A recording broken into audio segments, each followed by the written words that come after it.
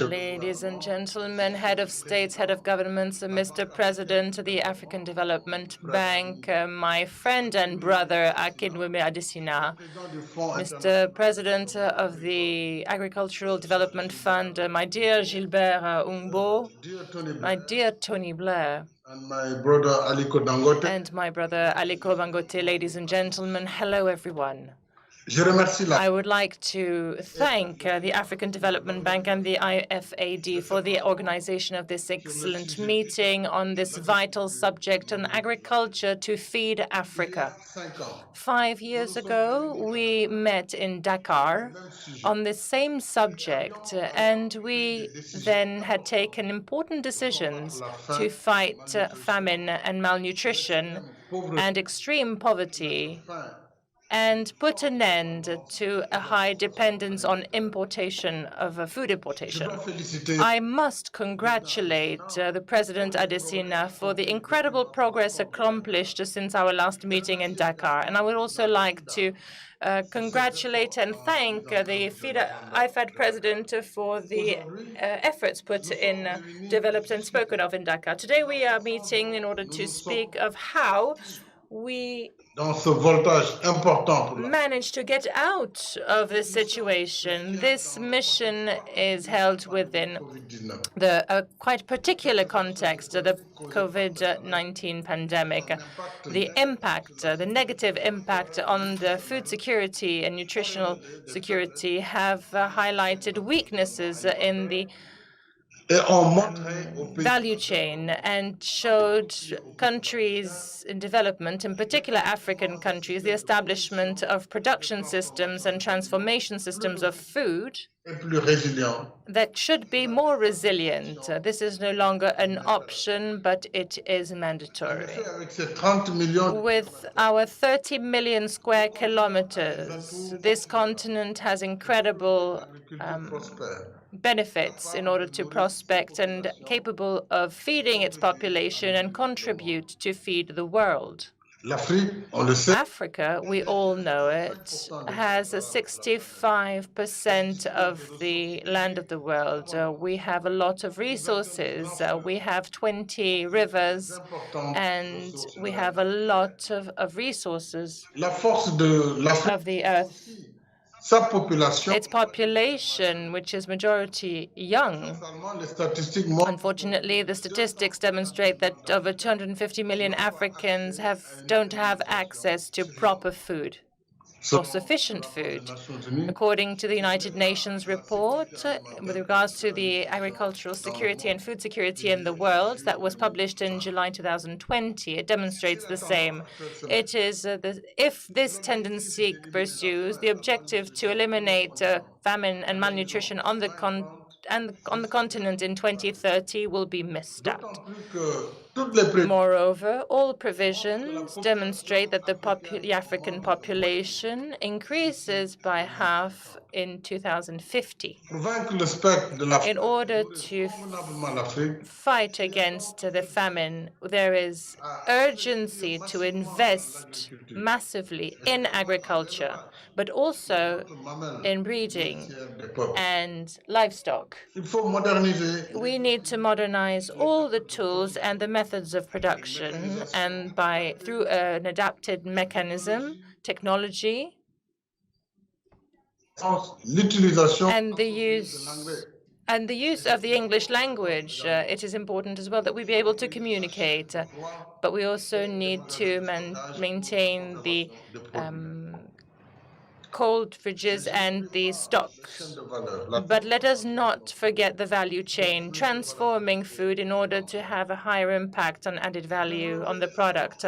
We need to develop crops and speculations that are better adapted to the weather change, climate change. We need to master water, which is important for agriculture, by applying the necessary technologies in order to optimize these resources. We need to develop, moreover, the different value chain, I said it again, through transforming products locally.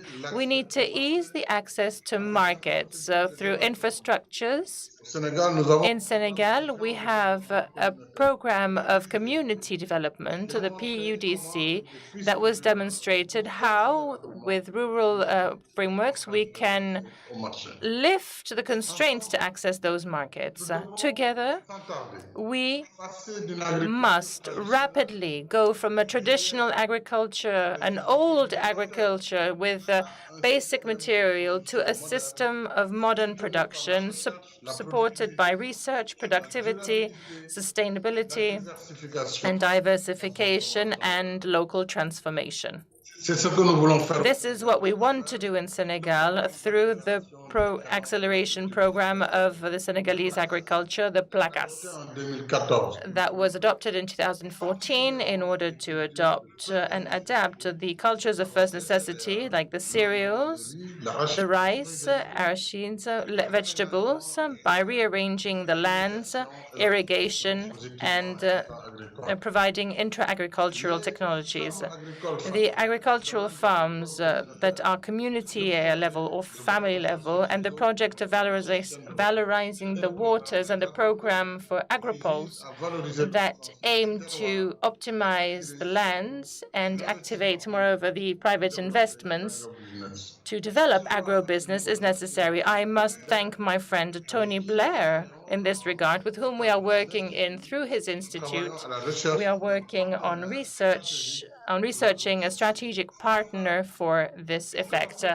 Finally, in order for Africa to feed Africa, we want to continue contributing to feeding the world. We need to take responsibility on 2 points. First of all is access to credits. In order to develop our agriculture and agribusiness, we need to also transform our agricultural products. I believe that we need to put in place a financial facility, a credit facility for our different establishments. I hope that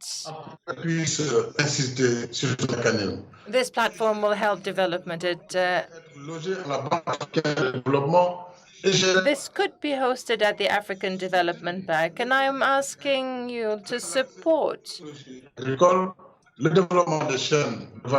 And we could also develop the value chain, the agricultural value chain, in order to reduce the wastage of all agricultural produce. We need to have access to the different funds as well, in particular the private sector funds.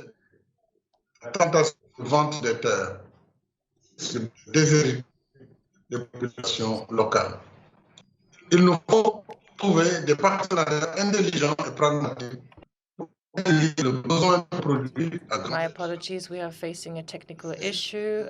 We hope to get back on track shortly.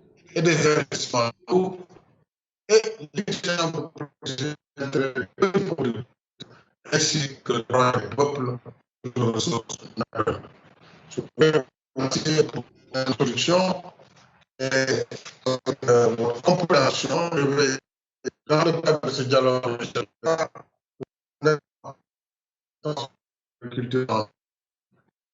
la parole à ce docteur.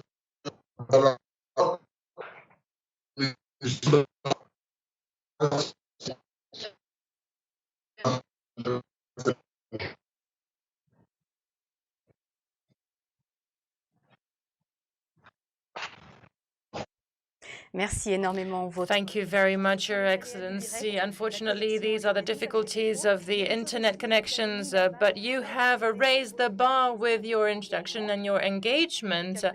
And me coming from Cap Vert, and I mastering a few words of Wolof, I would like to tell you Jorojof. To introduce His Excellency Sahle-Work Zewde, President of Ethiopia. Excellencies, ladies and gentlemen, let me start by expressing my sincere appreciation to my brothers, President Akinwumi Adesina and President Gilbert Humbo, for organizing this high-level virtual dialogue. This dialogue cannot be more relevant and appropriate at a time when we're all gearing up for the Food Systems Summit to be convened by the United Nations Secretary General in New York later this year as part of the Decade of Action for the SDGs. Indeed, COVID-19 and other disasters have devastated lives and disrupted global food value chains. In Africa, this has led to inflation in food prices and acute hunger in 16 countries. There is no doubt that Africa must adopt a coordinated approach to addressing the food security and hunger challenge by harnessing new technologies and systems that increase food production at scale to provide healthy and nutritious food to its populations while strengthening its economies. As you may be aware, the government of Ethiopia has launched a comprehensive economic reform program which has two key components: a medium-term homegrown economic reform program and a comprehensive long-term perspective plan with a vision of becoming an African beacon of growth by 2030. In order to realize this vision, a comprehensive 10-year perspective plan has been adopted with clear sectoral goals and strategies. Let me reiterate a known fact. Very few countries have achieved middle-income status without first transforming agriculture. Agriculture has been the foundation for many other sectors to grow and flourish. Based on the National Development Plan and a firm belief that agriculture has been the engine of growth and transformation in the country, the Ministry of Agriculture has developed its 10-year sectoral plan with a growth of 6% per year, followed by robust reform measures to derive and accelerate development. The key policy reform agenda focuses on 8 specific areas in the implementation of the country's agricultural development plan and ensuring sectoral transformation. These are the land use policy and integrated land use planning and administration, technology inputs and services, rural financial services, irrigation and water usage, rural infrastructure development, private sector support and participation, commodity marketing, implementation capacity. Thus far, our agricultural commercialization cluster initiative has demonstrated quite remarkable results in increasing productivity and incomes of the smallholder farmers. However, the sector still suffers from lack of competitiveness and a low level of technology and inputs adoption, which creates a huge challenge in achieving food and nutrition security at the national level. For instance, one of the initiatives relevant to this high-level dialogue that I would like to briefly highlight is the wheat sector development in Ethiopia. Ethiopia is one of the largest wheat producers in sub-Saharan Africa, producing 5.8 million tons of grain annually on 1.9 million hectares of land at an average productivity level of 3.5 tons per hectare. Wheat is one of the priority commodities under the government's agricultural growth program. The national demand for wheat in Ethiopia is growing faster than for any other food crop, leading to a demand and supply gap, resulting in wheat imports to meet domestic consumption. The current annual deficit in wheat is 1.6 million tons, imported at a cost of $700 million to satisfy domestic consumption.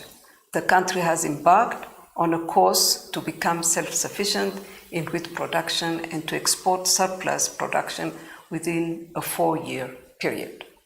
Under a partnership with the Bank's Technologies for African Agricultural Transformation, the International Center for Agricultural Research in the Dry Areas, and Ethiopian Institute of Agricultural Research, the government has identified key priority intervention areas to increase productivity of small-scale farmers and expand large-scale commercial wheat production with an ambitious plan to achieve wheat self-sufficiency by 2023.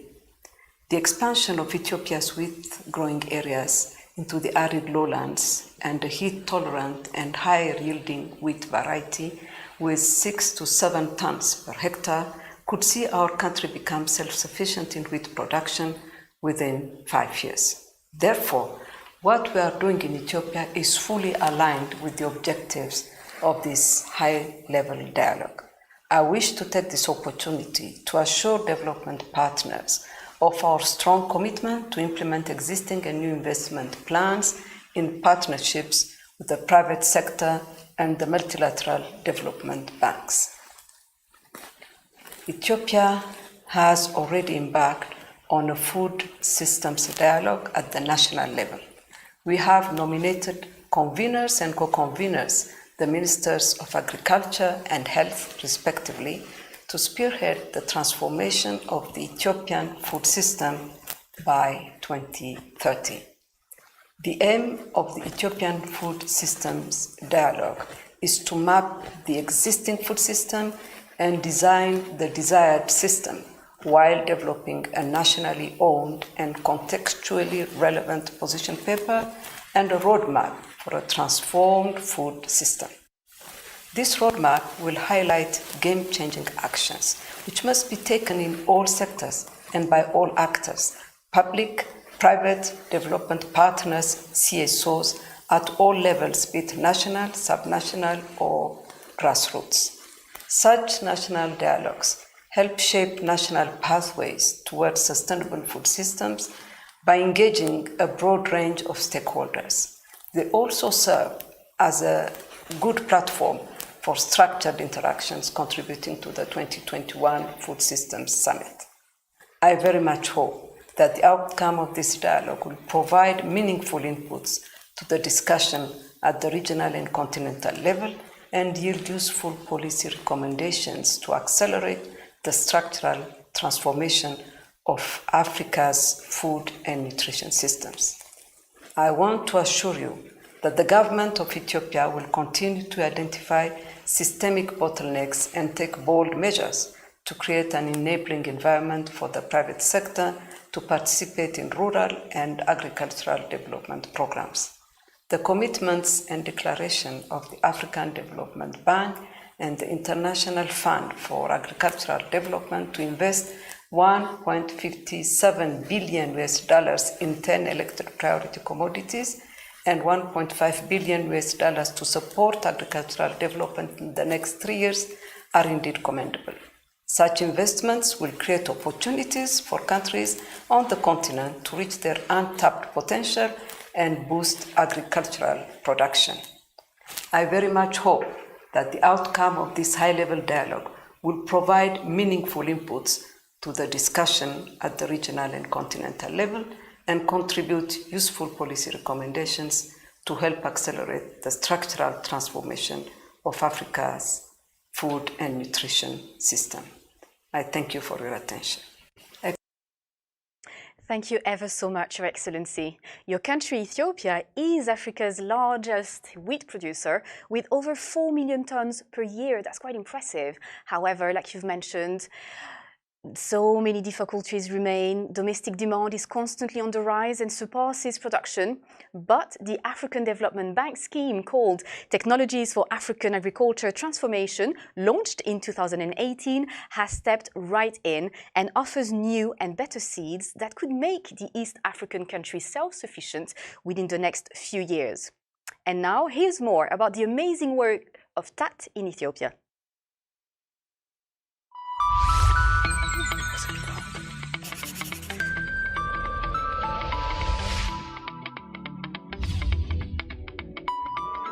Using specialized wheat seed varieties more tolerant to the heat.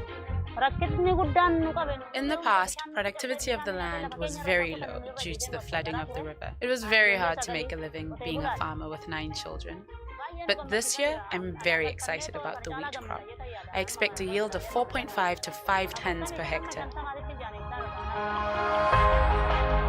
Kebede's success bodes well for Ethiopia, which produces about half of the grain it needs in order to meet domestic demand. Kebede's wheat crop is part of a 200,000 hectare of lowland irrigated wheat program that Ethiopia started with the support of the Technologies for African Agricultural Transformation Program, or TAT. To date, the program has planted 20,000 hectares in the lowland and reached 28,000 farmers. TAT's expansion of Ethiopia's wheat-growing areas into the arid lowlands with a heat-tolerant and higher-yielding wheat variety could see Ethiopia become self-sufficient in wheat production within 5 years. It's a great success for me. Wheat production is life-changing. With the support of the government and TAT, and in collaboration with other farmers and unions, we have a plan to buy a tractor and a combine harvester. Climate change, population growth and COVID-19 related lockdowns are challenging African countries' ability to produce more stable crops. But TAT, operating across 9 food commodities in more than 30 countries, is helping Africa build back better. Its programs have reached more than 10 million households. They ensure food security, fight malnutrition, and improve livelihoods. TAT aims to produce an additional 120 million tons of food and lift 130 million people out of poverty. We will build on the great successes we have had in agriculture by scaling up technologies to reach tens of millions of farmers, supporting Africa to build competitive agricultural value chains. In its initial phase, the TAT's Wheat Compact has already produced 110,000 tons of certified seeds of heat-tolerant wheat in Ethiopia and Sudan, reached 1.5 million beneficiaries in 7 countries, 40% of them being women, increased the average production by 40% per hectare, and created around 113,000 new jobs. TAT, Technologies for African Agricultural Transformation, is the bank's efforts to put the best technologies into the hands of farmers, so farmers can become more resilient, increase their productivity, and become agribusinesses.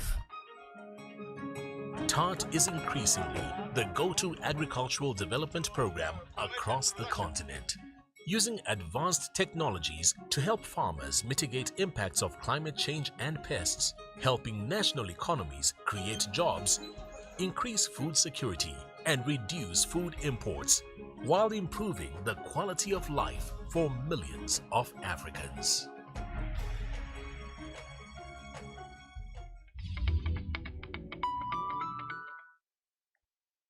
And now, ladies and gentlemen, follow me. We're going to West Africa, to Ghana, for the address of His Excellency Nana Addo Dankwa Akufo-Addo, President of Ghana. Your Excellency, the floor is all yours. I thank the African Development Bank, the International Fund for Agricultural Development, the Forum for Agricultural Research in Africa, and the Consultative Group for International Agricultural Research for creating this platform to enhance dialogue and reinforce commitments to the development of Africa's agriculture. We can take that off. COVID-19 has exposed vulnerabilities of our food systems, hence the need for the adoption of new improved approaches to agricultural development through technological advancement and ingenuity. The theme for this dialogue, Feeding Africa, Leadership to Scale Up Successful Innovations, re-emphasizes the need for leaders in Africa to build a consensus on how to mitigate the impact of the pandemic through innovative, enduring solutions particularly in the agricultural sector. Our priority must be on our food systems, which provide the fuel for our growth and progress. For us in Ghana, agriculture remains a key contributor to economic development, accounting for 18.5% of GDP and 38% of the labor force. That is why, as expressed in government's coordinated program of social and economic development policies, agriculture is expected to drive the structural transformation agenda of the Ghanaian economy. Since my assumption of office in 2017, Ghana has embarked on the implementation of a rigorous and comprehensive flagship program known as Planting for Food and Jobs, whose goal is to revive Ghanaian agriculture.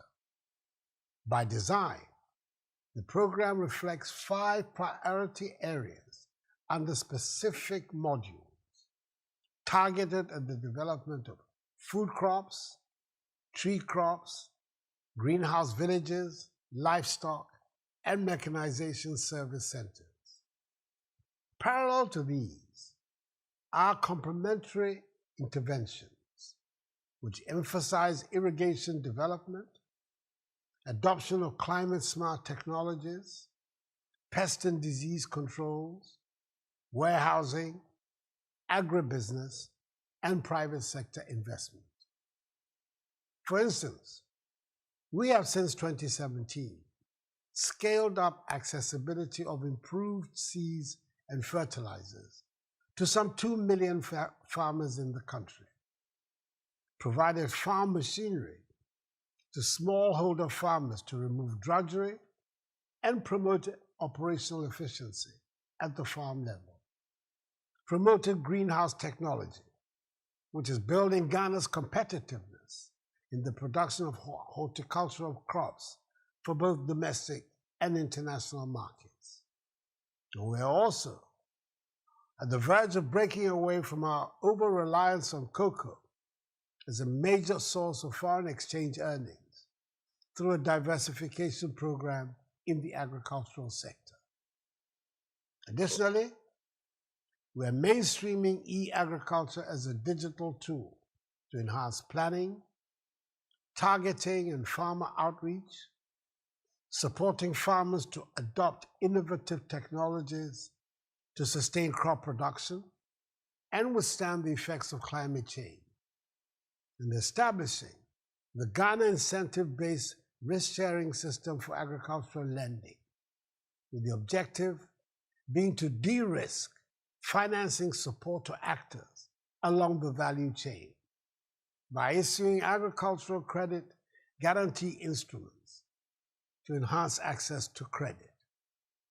These interventions will ultimately lead to improved agricultural productivity and income levels, diversification, import substitution, modernized and resilient food systems, food and nutrition security, job creation, and the mitigation of climate change effects. Ghana is determined to overcome the challenges in her agricultural sector, which have been exacerbated further by COVID-19 within the shortest possible time. Our commitment is to go beyond the rhetoric and give practical meaning to the stated intentions. And that is why, in conclusion, I'm happy to give Ghana's assent to the Declaration on Key Technology Investments and Partnerships to Transform African Food Systems. And thank you for your attention. Thank you very much, Your Excellency, for raising such important points. And let's stress here the fact that your country, Ghana, is truly at the heart of the cocoa and coffee sectors, 2 of the world's biggest commodities, hence the urgency to make it better very quickly for millions of hard-working farmers. Once again, thank you very much. Well, let's now proceed to the address of His Excellency Paul Kagame, President of Rwanda. Your Excellency, the floor is yours. Excellencies, distinguished ladies and gentlemen, I wish to thank Dr. Adesina and Dr. Ongbo for the invitation to join this conversation on the critical issues of food security. Africa's food situation is already fragile due to low productivity and trade barriers. Climate change is making the challenge even more difficult as rainfall patterns shift and the desertification worsens. And of course, the COVID-19 pandemic, an added burden that we are still confronting. However, solutions to these challenges are known and within our means. Transforming agriculture in Africa is an urgent task. No one can be satisfied with subsistence. Agribusiness can be a pathway to prosperity for African families. First, we need to improve our research capacity. Agriculture may be humanity's most ancient economic activity, but modern food production is based on science and technology. Just like the smartphones we all use. We need to strengthen partnerships to tap into successful innovations to produce more food at affordable prices and with less environmental impact. In Rwanda, we are investing in climate-smart technologies and collaborating closely with regional institutions, development partners, and the private sector. Second, we need to trade more with each other. The African Continental Free Trade Area widens the scope of opportunity for African business, agribusiness, to reach its full potential.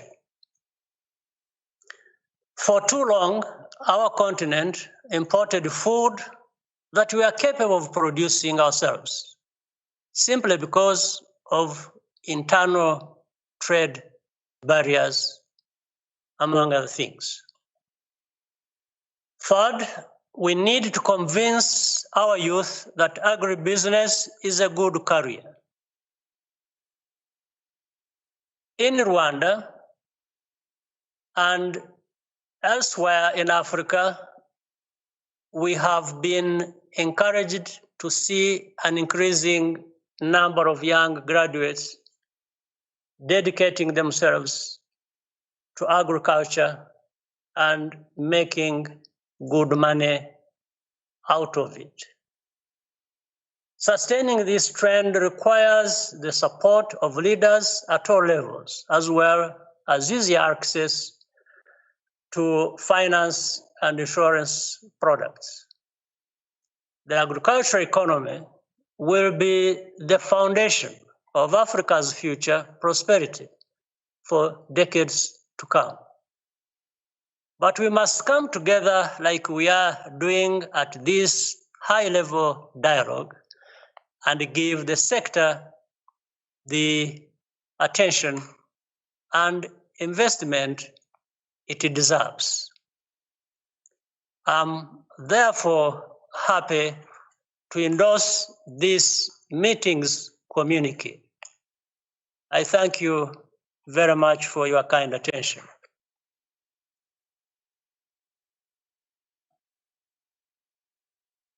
Thank you very, very much there, Your Excellency. And thank you for reminding all of us that Africa has been importing food that it's absolutely capable of producing, and it's time to change the paradigm. And that's precisely why we are all here today. Thank you. And now we're back in West Africa to hear His Excellency Yemi Osinbajo, Vice President of Nigeria. Your Excellency, it's now your turn.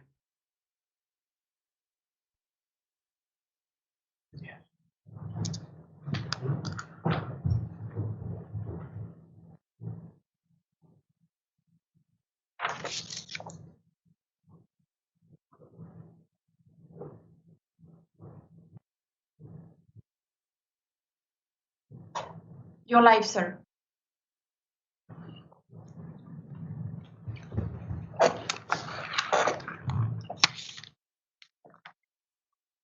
Your Excellency, can you hear us? Your Excellency, you are now live. Can you hear us? We can see you very, very well. The floor is all yours, Your Excellency. Welcome. Thank you very much. Your Excellencies, heads of state and government, heads of international institutions present, honored guests, ladies and gentlemen. The African Development Bank and the International Fund for Agriculture Development, IFAD, and their partners deserve our commendations for hosting this very important dialogue on perhaps the most crucial development issue today, food security, and focusing especially on financing and partnerships that would promote Africa's agricultural transformation through technology and innovation. Nigeria has prioritized investment in specific innovations and technologies to achieve on-scale or at-scale transformation of its agriculture. And I'll very quickly mention three initiatives that we are currently either implementing or working on that speak directly to these issues. At the heart of Nigeria's post-COVID-19 recovery plan, or what we describe as our economic sustainability plan, is an agriculture for food and jobs plan, where we seek to leverage suitable technologies to build a resilient food system for Nigeria, especially in the light of the economic, health, and food supply chain devastations caused by the pandemic. Implementation is well underway, and we have quite a few impressive results already. During the COVID lockdowns, we trained and deployed over 34,000 graduates, young graduates, all over the country, covering over 8,000 local wards in 774 local government areas. Each of these young men and women had a locally developed app on smartphones and an electronic tablet to digitally register farmers and map out their farm GIS coordinates. So we've registered and mapped out about 6 million smallholder farmers to their farmlands. And we're also currently collecting 200,000 composite soil samples from these farms to be analyzed in 22 local soil laboratories to guide local fertilizer blending. On the back of the farmer farm database which we've developed, we're developing a digital agriculture exchange program, Ag Exchange, working with the Alliance Rabobank and MasterCard in collaboration with some local fintech companies. These fintech companies are run by young men and women. We have Farm Crowdy, Infinera, and Crop IT. The Agriculture Exchange will be an ecosystem or a one-stop shop for providing a range of services and products to smallholder farmers, such as real-time e-subsidies, Credit Connect by providing credit score of farmers on the platform and linking them to financiers, insurance services, marketplace services for connecting producers, aggregators, and off-takers based on competitive market prices. Input suppliers also, weather, pests and diseases indexing services will be provided on the exchange as well. The budget for the Agriculture for Foods and Jobs plan is in the order of about $1.5 billion US. The second initiative is our Livestock Transformation Plan. Now, this is a 10-year plan to transform the livestock subsector, with the focus being on transiting gradually from the nomadic system of cattle production to the more sedentary methods of ranching. This will involve training pastoralists in new ways of producing and rearing cattle sustainably to address the challenges of resource-based violent conflicts between crop farmers and cattle herders, and the generally low milk and beef productivity of indigenous cattle breeds. So the plan is to train the pastoralists in husbandry methods, emphasizing sustainable and climate-smart ranching.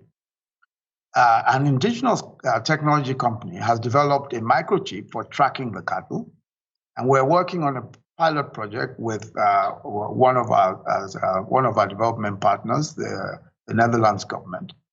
All the energy on the ranches will be from biogas, from cattle dung and solar power. The ranch will have an integration of crops, pasture, and trees. The crops for the need of the pastoral household, the trees to fight desertification and enhance carbon sequestration rather than emission. So funding for this is from the budgets of federal and state governments. And of course, as I've mentioned, bilateral support from development partners such as the government of the Netherlands. The initial sum is in the order of about $280 million US dollars. The third is what we describe as the Green Imperative Project. Now, this is a 5-year project, and it's in the sum of about 995 million euros, funded by the Import and Export Bank of Brazil, with support from the Jewish Bank, the Islamic Development Bank, and a few others. It's an agricultural technology transfer package from Brazilian original equipment manufacturers, research and training institutes, to Nigeria's entrepreneurs, research institutes, and businesses. The project involves the reactivation of dormant or partially operational privately owned agricultural equipment assembly plants. And we also plan to establish under the program 632 privately owned primary production support service centers to sell farm mechanization services to smallholder and commercial farmers to address low productivity issues. Part of the plan also is the establishment of about 142 privately owned agro-processing service centers, which will also be established to address post-harvest losses, path to market and supply chain challenges, and train about 100,000 new extension agents to address farmer advisory service delivery challenges with new technology and practice adoption. An important feature of our strategy as I close is encouraging our young techpreneurs into agriculture and agro-services. And we're enjoying some success, as I said earlier, with the technology for our agro-exchange. And our central bank is also licensing fintech companies on mobile technology, using mobile technology platforms. Some of them have been able to give non-collateral credit using credit scoring algorithms to determine creditworthiness of farmers. And this is a very important part of our whole financial inclusion project, because these fintech companies are able to reach farmers practically anywhere, rate them, using their credit scoring algorithms, and get credit across to them in many of these far-flung areas. And so I agree with Dr. Addition, and I believe Mr. Tony Blair, that the future must involve making agriculture cool to attract young people. Thank you very much for your time and attention. Thank you very, very much, Your Excellency. Telling us there, among a lot of different things, how your government is embracing new technologies to bring new solutions and opportunities to our young people. They are the future. So thank you. Well, let's mark a very quick pause now for a short stopover in Sudan, where wheat production has also been soaring. Despite the pandemic and its various restrictions, the nation recorded its largest wheat harvest. According to experts, the country is on the path to becoming Africa's next wheat sourcing breadbasket. Its secret? Well, according to Sudanese farmers and government leaders, it's all thanks to TAT. Let's find out how with this video.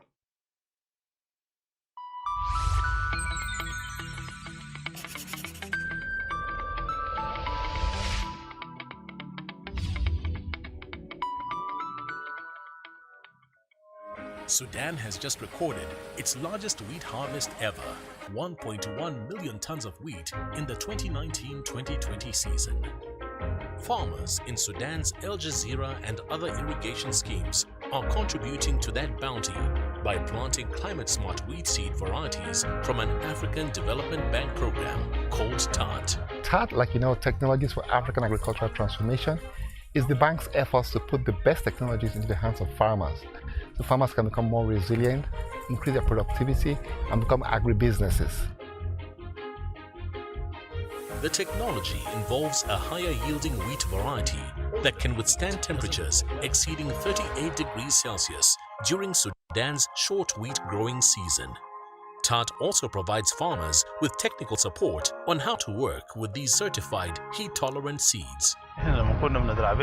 In the past, we used to get low yields using uncertified seeds, but we've been trained through farmer field schools on how to produce our own seeds and become seed producers instead of seed buyers. Advances in crop science, partnerships with research centers and Sudan's government have the nation using 65,000 certified seeds of heat-tolerant wheat varieties to help double yields from 1.5 tons to 3 tons on an average every year. Scheduled for its wheat self-sufficiency program to reach its target in 3 years, and having expanded its wheat fields from 210,000 hectares to 294,000 hectares. We will build on the great successes we have had in agriculture by scaling up technologies to reach tens of millions of farmers, supporting Africa to build competitive agricultural value chains. TART is increasingly the go-to agricultural development program across the continent, using advanced technologies to help farmers mitigate impacts of climate change and pests, helping national economies create jobs, increase food security, and reduce food imports, while improving the quality of life for millions of Africans.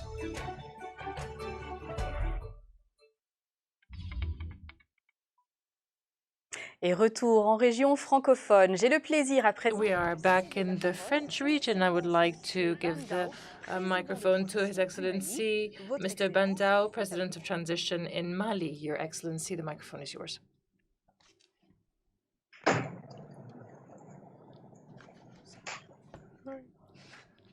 C'est à vous, Votre Excellency. Your Excellency, the microphone is yours. So you are live. Can you hear me? I can hear you very well. It is a pleasure for me to give you the microphone. Please. Thank you very much. Ladies and gentlemen, head of state, chefes de Estado, ministers, ladies and gentlemen, directors of financial institutions and specialized organizations, my dear invitees.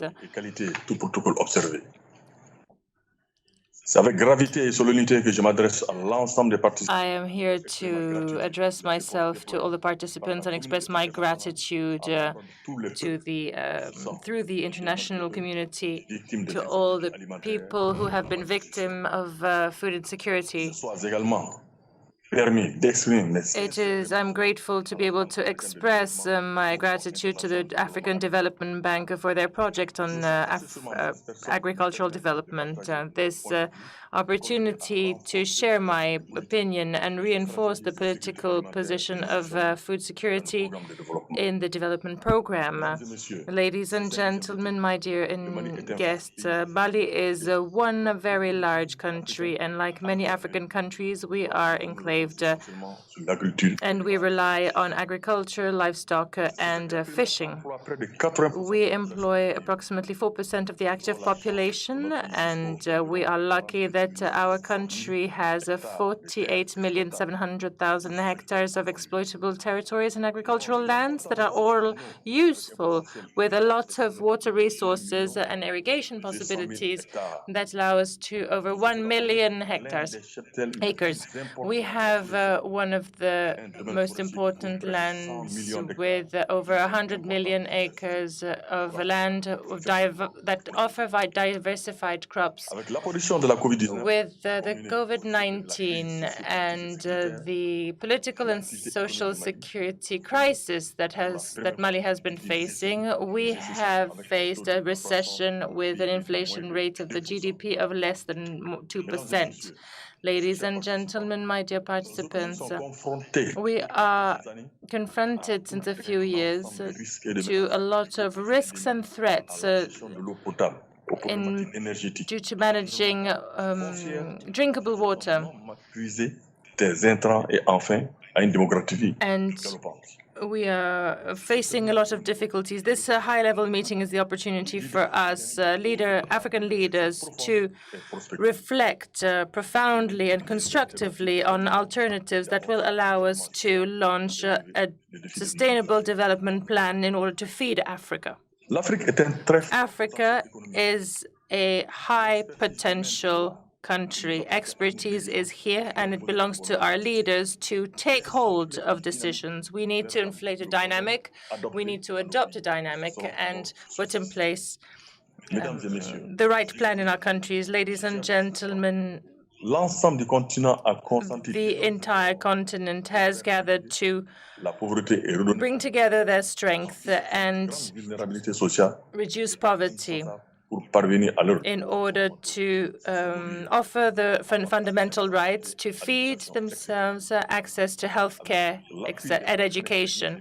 With the support of our technical partners in Mali, that I salute as well, we have put in place a lot of food assistance programs, and we have engaged actions in order to reinforce the nutritional plans, and we have put in place a lot of programs that are inclusive, agricultural, but also agro-poles, so agro-business centers that will, without a doubt, support the technical agricultural transformation in Mali.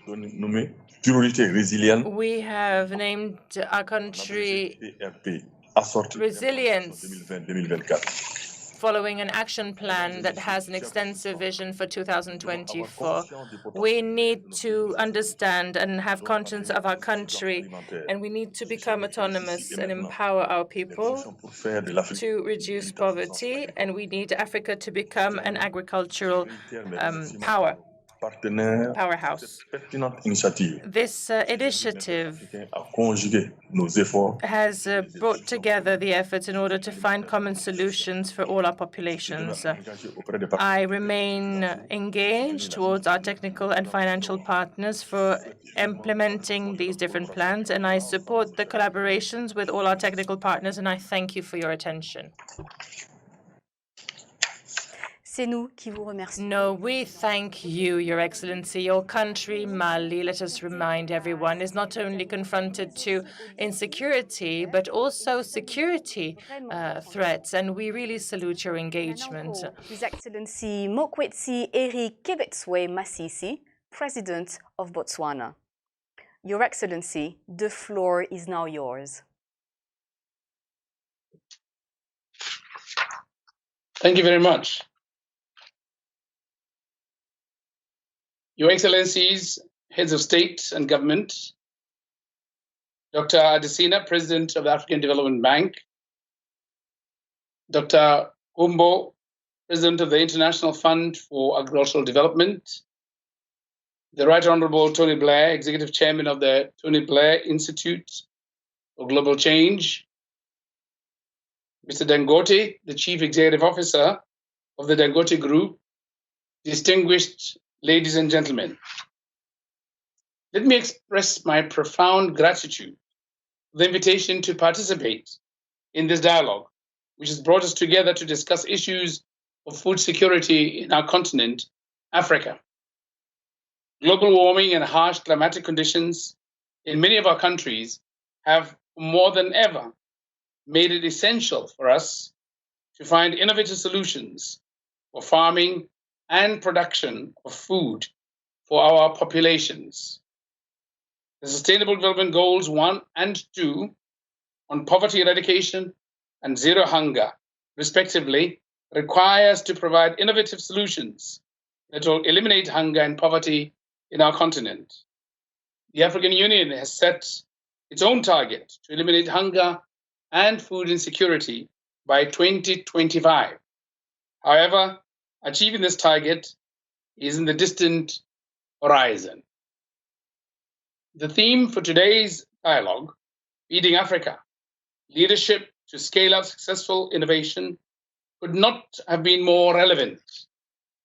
Your Excellencies, ladies and gentlemen, Botswana is a semi-arid nation susceptible to drought, which is characterized by low and variable rainfalls, very hot temperatures, as well as outbreaks of pests.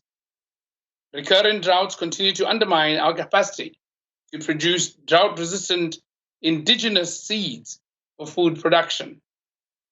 These challenges contribute to food shortages and a high food import bill, which is not sustainable in the long run. With a view to improve food security in the country, it has become imperative for my country to adopt disruptive fourth industrial revolution technologies that will help us to transition from conventional to smart farming and to move from sustenance to commercial agriculture. My country's long-term National Vision 2036 is a blueprint for this transformational agenda.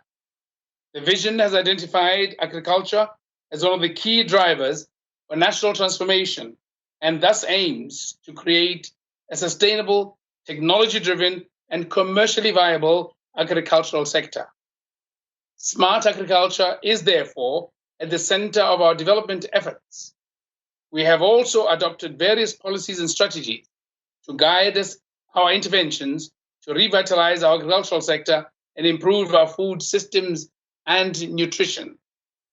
Botswana has adopted a climate smart agricultural program for 2015 to 2025 and is reviewing its national policy on agricultural development to address emerging challenges such as climate change and to ensure alignment with climate smart agricultural requirements. Furthermore, government has invested in research, technology, and innovation to develop drought-tolerant crops and animals to enhance the resilience of our food systems.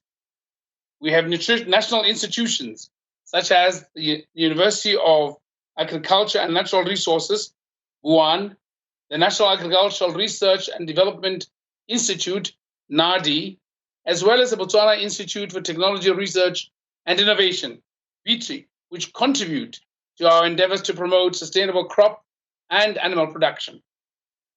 Government continues to apportion a significant budget to support the agricultural sector.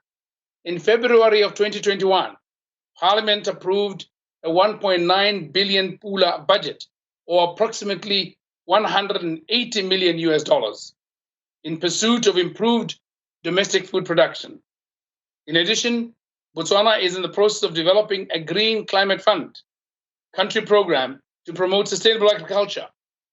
This will allow us to leverage on the fund's resources and technical expertise from development partners for implementation of sustainable agricultural practices. Through the GCF country program, we have identified programmatic areas that will support increased agricultural production and productivity through climate smart agriculture. This will also strengthen the capacity of communities to make use of climate resilient agricultural technology.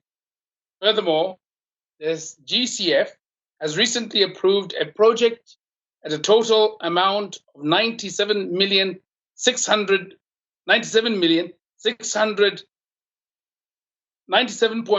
million aimed at building resilience in the livestock industry in 3 districts in Botswana through ecosystems-based adaptation and climate-responsive rangelands management. Botswana is expected to co-finance this project at $54 million over a period of 8 years.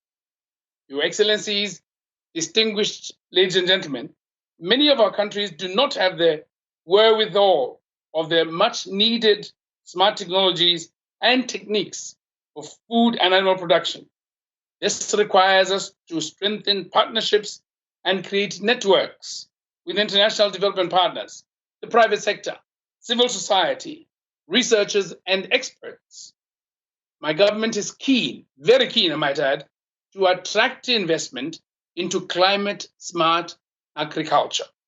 As I've already indicated, most of our policies and programs are being reviewed to make them relevant to today's demands. I want to conclude my remarks by making an appeal to our development partners to support Botswana through capacity building, development, transfer, and dissemination smart farming technologies. My country is ready to facilitate investors and innovators in this area. I thank you most sincerely for your attention. Thank you very much, Your Excellency. Your country is ready, Africa is ready, and your appeal is being heard. Achieving our target is on the distant horizon. Here is a key sentence from you to take away from today. And as you've mentioned, our continent is one of the hardest hit by climate change, especially in your region, which is regularly confronted with droughts. Smart agriculture, climate-smart agriculture, which you mentioned also, makes for a smarter future. And we look forward to seeing the transformation in your country. Let's now proceed to His Excellency Julius Maada Bio, President of Sierra Leone. Your Excellency, it's now your turn. Thank you very much, Excellencies, distinguished participants. Let me start by thanking the organizers for inviting me to this event. Let me also thank Dr. Akufo-Addo,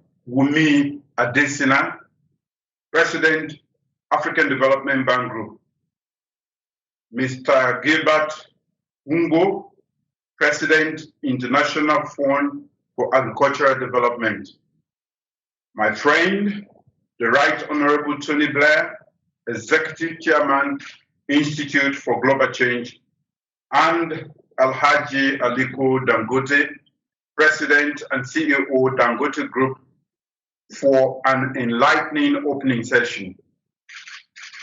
I certainly identify closely with the general view that we can increase food production and create more economic opportunity for farmers in a sustainable manner. We could do so using technologies to scale up and by using food production technologies that are both sustainable and climate friendly. So I'm especially happy to be here in this meeting. I also wish to thank colleague excellencies for their input. I share their views that the COVID-19 pandemic has further complicated the existing food security challenges that most of our respective countries face. Before now, we had mapped out and contended with the causes of food fragility as comprising climate change factors, traditional smallholder farming practices, limited mechanization and irrigation, soil quality factors, lack of access to finance, deficiencies of input, including fertilizers, improved seeds, and extension services. Shrinking economies all over the world and global supply chain disruptions have further aggravated foreign exchange constraints. So augmenting local food supplies is a challenge given this new reality. These disruptions therefore leave us with three key questions. A, how do we cope with pre-existing challenges in the agriculture sector, especially given COVID-19? B, how do we cope with food supply and nutritional deficits? C, how do we plan new investments that can make our food systems more robust and more resilient? So this meeting is very timely as we can share ideas and start thinking collectively about how to resolve some of these challenges and thus improve local food supplies, reduce import substitution, and create sustainable jobs for farmers, including youth and women in rural areas. In Sierra Leone, we have introduced policy and institutional reforms to transform the agricultural sector. The overarching goal is to empower the private sector to drive the growth of the agriculture sector. We have reviewed the regulatory space to promote large-scale private sector investment while protecting smallholder farmers and consumers. We have elected to expand mechanization while attracting large-scale investment, both domestically and from foreign direct investments. This is supported by expanding access to finance for agribusinesses, providing tax incentives for large-scale commercial investments, establishing 14 mechanization service centers nationwide. To increase access to improved seeds and fertilizer, government has also recently established and staffed the Sierra Leone Seed Certification Agency and the National Fertilizer Regulatory Agency. In the last 3 years, my government has made good progress towards the CAADP commitment of allocating a minimum of 10% of government budget to agriculture. In 2018, the allocation was about 2.14. This progressed to 4.25% and 6% in 2019-2020, respectively. In 2021, our target is 7%. This is expected to increase over the next 3 years to support new government shift in policy. I've argued that science, technology, and innovation allow us to leapfrog in development. The same argument holds for agricultural production. To improve yield per acreage, government research agencies and private sector actors are working to develop and make improved and adaptable seeds available to farmers. Delayed input delivery has affected smallholder productivity and yield, and therefore overall food production. For the first time, government has established a digital registry of farmers that will eventually use the pilot an e-wallet system to improve the delivery of inputs to farmers. This will primarily benefit poor rural farmers who would otherwise have little access to inputs. Farmers in the rural areas have little access to extension services. Government is developing digital e-extension tools, including a mobile-first interactive voice response system and a farmer call center to improve extension service delivery in rural areas. My government sees access to finance as a critical bottleneck for private sector to thrive in Sierra Leone. As part of this shift in policy, my government has established the Agriculture Credit Facility to extend credit to agri-businesses at a much lower rate, 5% compared to market rate of 27%. In addition to this credit facility, government offers duty waivers for inputs used in agriculture production, as well as tax incentives for investment focused on primary production and value addition. To not crowd out the private sector, government is also committed to working with NGOs to provide free inputs to farmers across the country. Government is also working to strengthen domestic value chains. The school feeding component of government's free quality school education project and other institutional feeding programs will serve as guaranteed uptakers of food produced by farmers. Part of the task, therefore, is to create other uptakers within such agricultural value chains. I am delighted to hear about the recent success of the African Development Bank's technology for agricultural transformation. Sierra Leone is eager to make modern and climate-adapted food production technologies available to farmers with the overall aim to boost crop and livestock production. To that end, the government is ready to collaborate closely in testing and in introducing these technologies to scale up. My government is also fully committed to working with the private sector and multilateral development banks to develop and implement investment plans in the sector.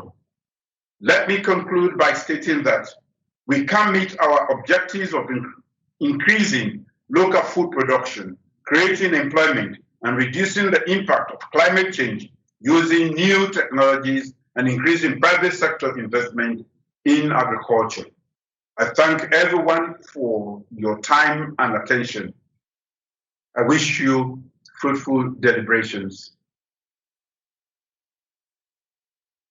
Thank you ever so much, Your Excellency. We wish you a wonderful day. You have stressed, as have all of our esteemed guests today, just how much COVID-19 has exacerbated the many challenges that farmers face. We do need to adapt to a new reality to make our food systems more resilient indeed. And thank you very much for sharing with us the different ways that your government is supporting its agricultural commitment. Just before proceeding there to our next head of state, I just want to mention that our audience today is spread in a staggering 92 different countries. That's very, very impressive. So now I'm very honored to call His Excellency Edgar Chagwa Lungu, President of Zambia. Your Excellency, the floor is all yours. Your Excellencies, Heads of State and Government, Honorable Ministers, Excellency Dr. Akinwumi Adesina, President of the African Development Bank Group, Excellency Mr. Gilbert Ngobo, President of the International Fund for Agricultural Development, distinguished delegates, ladies and gentlemen, I'm delighted to participate in this high-level dialogue on Feeding Africa, leadership to scale up successful innovations. First of all, allow me to congratulate Dr. Adesina for being reelected as President of the African Development Bank Group. This, Excellency, is testimony to the confidence we repose in you to lead Africa's premier development financing institution. Further, let me express my sincere gratitude to the African Development Bank, International Fund for Agricultural Development, the Consultative Group on International Agricultural Research, the Forum for Agricultural Research in Africa, and other partners for convening this very important dialogue. This is an important meeting that affords us the opportunity to share experiences and shape global discourse on issues affecting food security and nutrition on our African continent.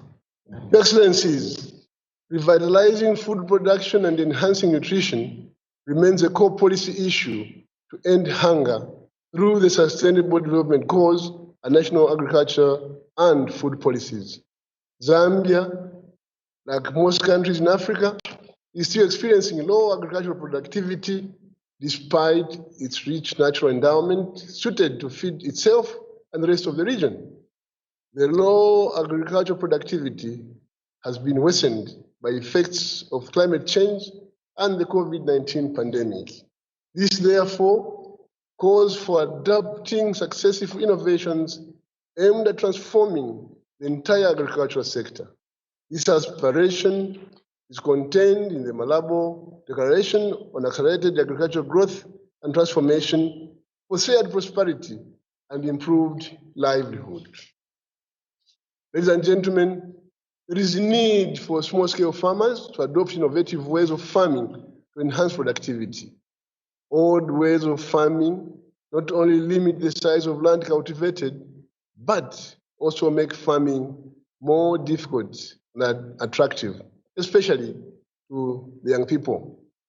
In Zambia, we appreciate the valuable work being undertaken in the area of research and development led by the Zambia Agricultural Research Institute, Consultative Group for International Agricultural Research, and other researchers. Unfortunately, most of their findings are shelved, and the ordinary farmers are not aware of them. I am aware The good works of the technologies for African agricultural transformation, TAT, a key component of the Feed Africa program, have greatly benefited our country. To this effect, Zambia is determined to fully domesticate some of the technologies, especially after the following successful pilot activities which have taken place in Zambia, namely the 4-Army WEM Compact. The TAT's 4-Army WEM Compact provided chemicals to treat maize seed in the 2019-2020 agricultural season. This intervention prevented a catastrophe fall in crop yield. 2, maize, soybean, and rice plantations, over 700 hectares of maize, 500 hectares of rice, and 300 hectares of soybeans under rain-fed smallholder plantations were grown using the TAT approach in the 2019-2020 season. Further, a cassava processing plant and 5,000 hectares of cassava outcrop plantation is being developed. Thirdly, aquaculture production. My government has invested over $45 million United States dollars in the development of the aquaculture value chain, supported by the African Development Bank, Food and Agriculture Organization, FAO, and wild fish. The main technologies rolled out are ponds, fish cages, fish pens, and production of quality fingerlings. Your Excellencies, the aforementioned interventions have greatly contributed to enhance food and nutrition security, both at household and nutrition levels. This is evidenced by the bumper harvest that the country recorded during the last agricultural season. This season, the country is also expecting another bumper harvest. Excellencies, in conclusion, I want to reaffirm the Zambian government's commitment to transforming the agricultural sector aimed at enhancing food security for our people. This will, in the short to medium term, be attained through promoting exports, private sector participation, and climate-resilient agricultural technologies and practices. I thank you all.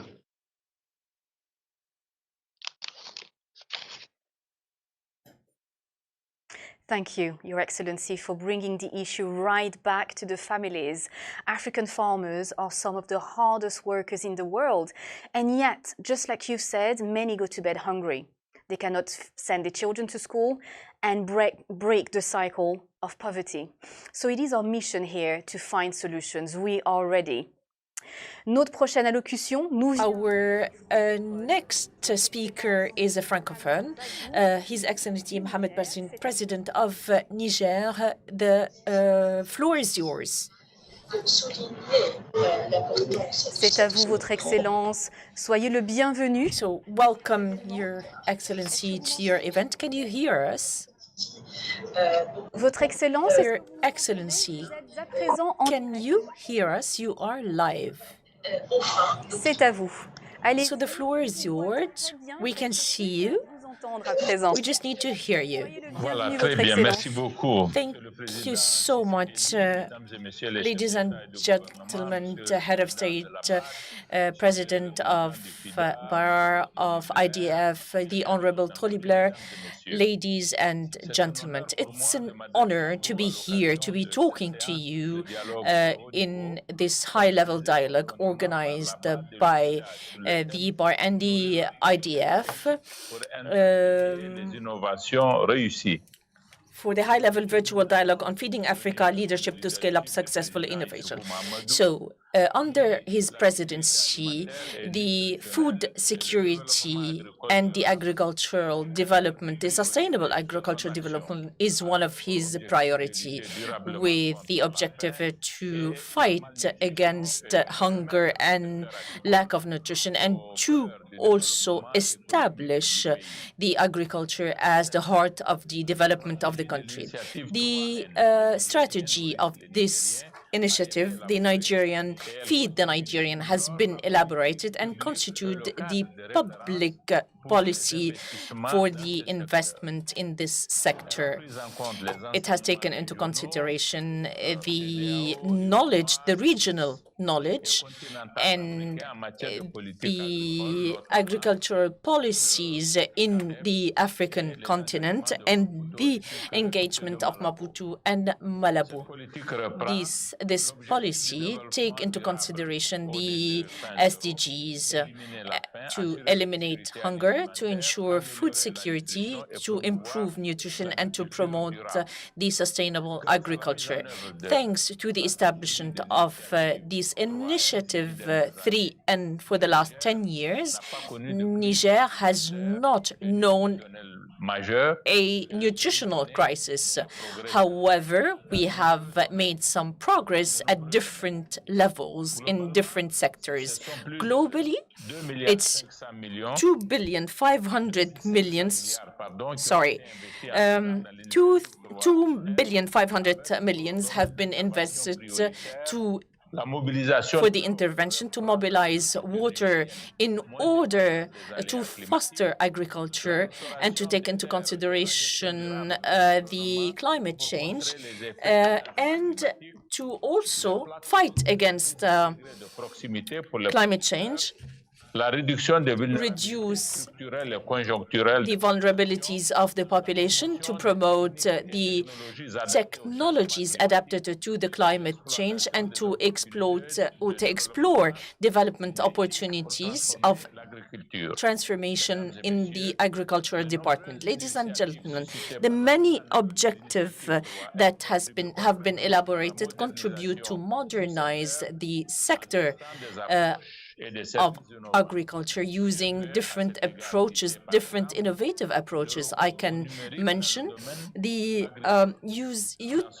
utilizing the digital platforms. We have established many initiative come the e-Council for Agriculture. It allows us to share information, and it gives access to many producers. It gives them access to smartphone or to social media on the grounds. And by establishing this platform, we aim to give the producer certain infrastructures and certain help that give them access to energy, to workshop, and to institution of microfinancing, information, and different types of services in order to elaborate progressively poles of activities in rural zones. Those are certain examples that we are trying to promote in order to modernize our practices and transform not only the agriculture, but beyond this, the nutritional system, in order to adapt ourselves to the problems of the future. Our intention is to continue further and to scale up the innovations that have proven to be efficient, and to regenerate more innovations. On a large scale, we have engaged ourselves to keep the leadership and efforts with the support of our partners in the field of nutritional and security and sustainable development. We aim to increase 15% the national budget and to financing of the different sectors with the engagement of Maputo. Ladies and gentlemen, we cannot deny that there is a lot to be done. However, we have many problems for the upcoming years of my mandate, and within the program that I have established, I need to work for the value chains that will be more competitive and to offer more opportunities in developing the agro-industry and the agro-nutrition. We need to promote the emerging of a private sector that can create jobs for youth and create richness in order to contribute to women empowerment, not only in contribution but in transformation and promotion of local products. We need to double our efforts as well in order to reduce malnutrition, especially acting in a better way to reduce the growth, the national growth, to help young girls, and I have engaged myself personally in order to help education. My last point, we need to take into consideration the new factors of vulnerability that represents the instability of certain zones of my country due to the insecurity that are omnipresent in the front lines. We need to prioritize the investment and the activities on the national territory in order to make sure that no Nigerian is excluded or marginalized. We need to fight against hunger.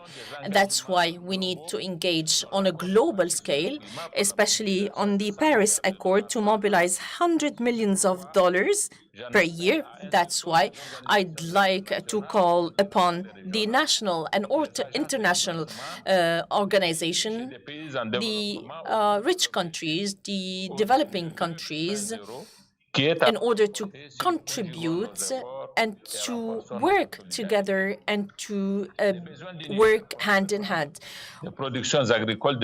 Niger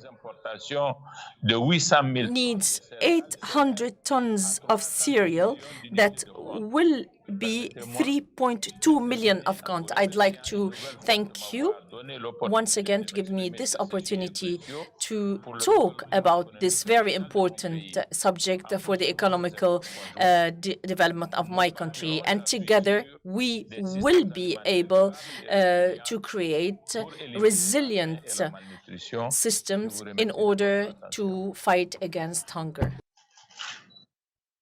C'est nous qui vous remercions, Votre Excellency. We thank you, Your Excellency.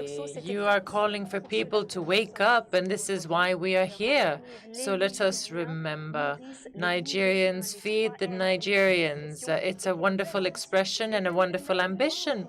And I would like to see as well the Africans feeding the Africans. You have set the tone. Thank you, Your Excellency. Tenho agora o imenso prazer de convidar Sua Excelência, o Sr. João Manuel Gonçalves Lourenço, Presidente da República de Angola. Sr. Gilberto Ngbo, Presidente do Fundo Internacional para o Desenvolvimento Agrícola, FIDA, Excelentíssimo Sr. Presidente do Banco Africano para o Desenvolvimento, prezados membros do Conselho de Governadores, prezados representantes, representatives of the members of the FIDA, my ladies and gentlemen. I thank you, the presidents of FIDA, Gilberto Ngbo, and for the lovely invitation to be intervening in this high level of dialogue about feeding Africa, leadership of scaling up innovations in the global context that was impacted by the COVID-19 pandemic in the sanitary level, socio-economical, and in food. That's the importance of this dialogue in the moment that we have the strong hope of herd immunization can contribute for the solution of the crisis and going back to the life as we know it.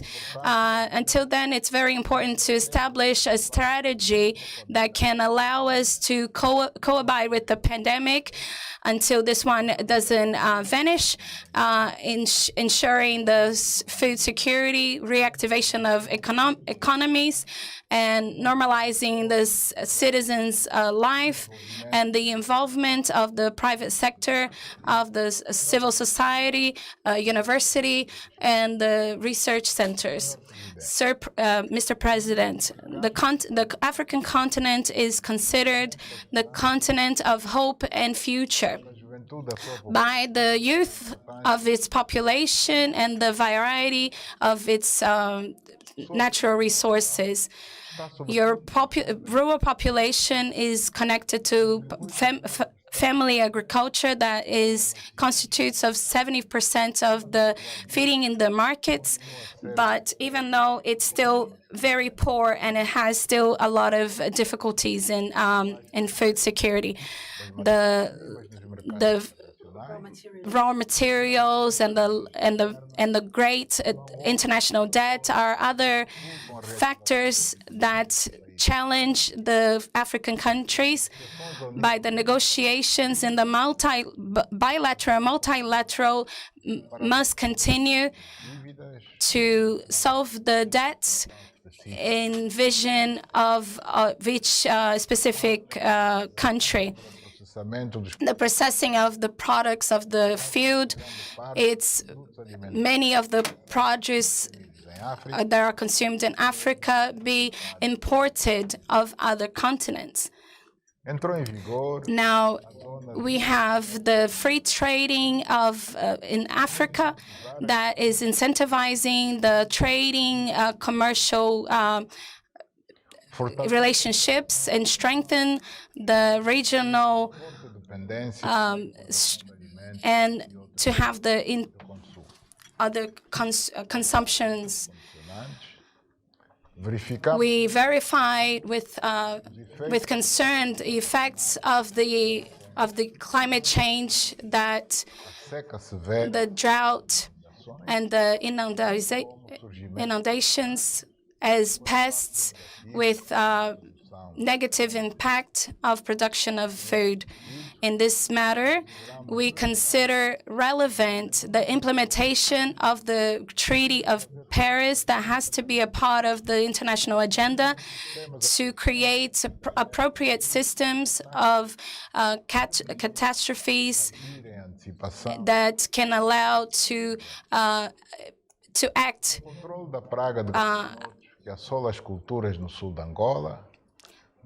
We count with the technical assistance through the project of answering of the locusts in the African states. One worry that we have, concern, is the nutritional factors that are still in the major causes of the elevation of the mobility and the diabetes, tuberculosis in Africa. Mr. President, my ladies and gentlemen, in the last few years, we verified a very strong will from the African countries and its organizations to the African Union, and the transformation and innovation of agriculture and its institutions, and enhancing the technical boards of new strategies and priorities. The African population is young, and they will have a very significant role in this alternation and fishing. It's important to motivate the youth to be entrepreneurs, making it easy to having access to the land, information, finances, and new technologies and the markets. The improving of the process of conservation and transformation, so we don't have a lot of losses until in the value chain, and improve the quality and the commercial presentation, reduce the costs, and create more jobs and opportunities of exportation. In African countries, we still have the family agriculture, and women have a very significant role utilizing traditional instruments that require a lot of their strength to productivity. After a very deep change in this area through its formation to the access of land and credit. Another side, we have to invest in research without underestimating its importance, commercial importance, that can be improved with application of new technologies. The improvement of the studies of fertilizers, the seeds, the combating of pests also have to be among the priorities. Mr. President, my distinguished ladies and gentlemen, allow me to highlight the contribution to my country by the implementation of a number of projects to support the agriculture family and commercialization and the recovery of agriculture and the resilience of the agricultures in the family scale. Thank you, His Excellency. We thank you once again, for your excellent contribution. Você nos lembrou eloquentemente dos esforços da África. Nós temos papel central muito grande. Becoming a reality, and thank you for stressing the importance of intercontinental collaboration and ultimately unity. Well, ladies and gentlemen, mesdames et messieurs, what an impressive lineup. 92 countries represented in our audience, and we are live on CNBC Africa. More presidents are here today to express their commitment, but let's quickly catch up on some key facts.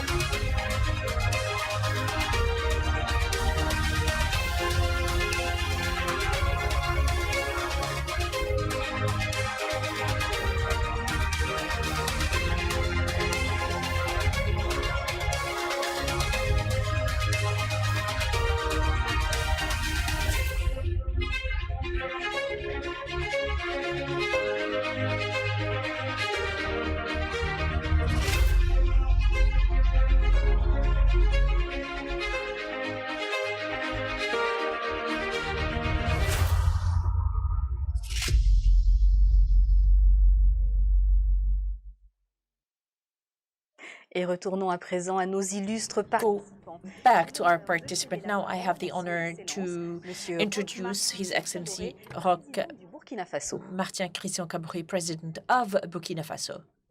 Monsieur le chef d'État, Dear Head of State and Governments, Président de la Banque africaine de développement, Mr. Government of the African Bank for Development, President of the IDF, dear guests, ladies and gentlemen, I'd like to thank you and congratulate the African Bank of Development and the IDF, in addition to the partners for organizing this high-level conference, having on the the same platform the decision makers of our continent in order to talk about the major decisions to feed Africa. Since the launching of the Agenda 2030, we have considered that this noble objective is far from being utopical, and we have established some major reform in order to face the problems of our agricultural system. We have major constraints like the climate change, the production factor, and the lack of production and the lack of competition on our market. The productivity, and especially when it's concerning the cereals in Burkina Faso, present the 38% of the economical potential, which is leading to an underproduction, especially when it comes to the local consumption. That is why the Burkina Faso has established $130 million for its national consumption. The fragility of our nutritional sovereignty presents a major constraint on our investment. And that's why we need to transform our nutritional systems. Why? In order to transform the agriculture, especially when it comes to food security. That's why we launched two initiatives. The first one is the initiative to produce 1 million tons of rice in order to ensure rice for everyone, and ensure to each and every child at school one good hot meal per day. So these two initiatives will catalyze our dynamic and will be major changes for our agricultural chain impulsed by our government. For the first initiative, and in order to attain the level of production needed, we need to use quality products at affordable prices in order to feed everyone, and we need also to restructure our market. Our national institution has been solicited at this level in order to establish what is needed. Also, 3 poles of transformation have been initiated and mobilizing the investor on the national and international level to finance $7.5 million in order to irrigate all these cultures, which goes to 7,000 hectares. So these will definitely, with the help of the small producers, to produce better and to ensure a high-level market. The government has also established a central in order to ensure $92,000 to complete its mission. We have added a national program to develop the stockage, the professional stockage, in order to allow small producers to have access to some finances in order to grow more the agriculture. In order to provide food security for the school children, we have started a second initiative and mobilized $904 million to which we are fully engaged. Ladies and gentlemen, despite all the uncertainties and the pandemic of COVID-19, we remain engaged. We want to mobilize the private sector, and we want to help the small producers in order to allow everyone to produce through innovative mechanism and a digital distribution for the agriculture. We have also established the agricultural material in order to help the small producers. It's an honor for me to thank all my partners that have accompanied us in these initiatives, especially the African Bank of Development, the World Bank, the Islamic Bank of Development, the International Fund of Agricultural Development, and the African Alliance, in addition to our bilateral partners, the France, Germany, USA, China, and Japan. I'd like to end my presentation by reinforcing our position to nourish Africa in a partnership that is very ambitious and that is allowing the small agriculturers to respect the agenda of 2030 to nourish the whole of Africa. I thank you. Merci énormément. Thank you very much, Your Excellency. A school meal per day, what an extraordinary initiative. We forgot the importance of taking care of our youth, and it starts very often by nutrition. It's a pleasure now to give space to His Excellency Alpha Condé, President of the Republic of Guinea. President, the microphone is yours.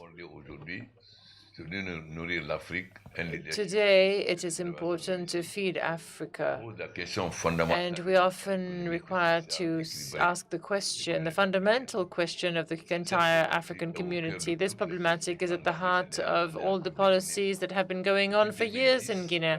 Since 2010, the agricultural policy in the country is based on the engagement that we reduce what we consume and we consume what we produce. And we have wanted to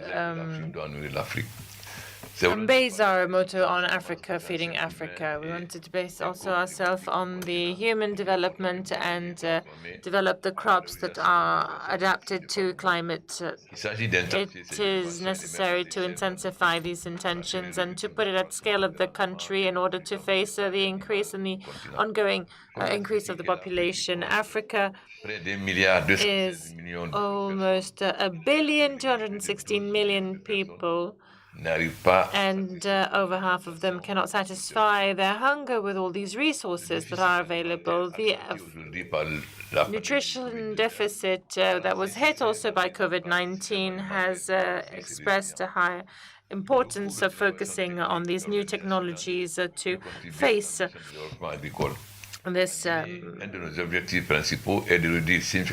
disaster. Today, the importation of rice and cereals is huge, and we intend to reduce it in the 3 coming years.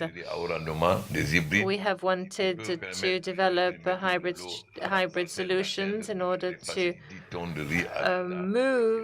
that will help us move 10 tons of rice from one place to another per year. Thanks to the exploitation of these 13.7 hectares of land, we will be able to use the resources and use the lands more profoundly. We need to have a rendering of rice, which is much higher.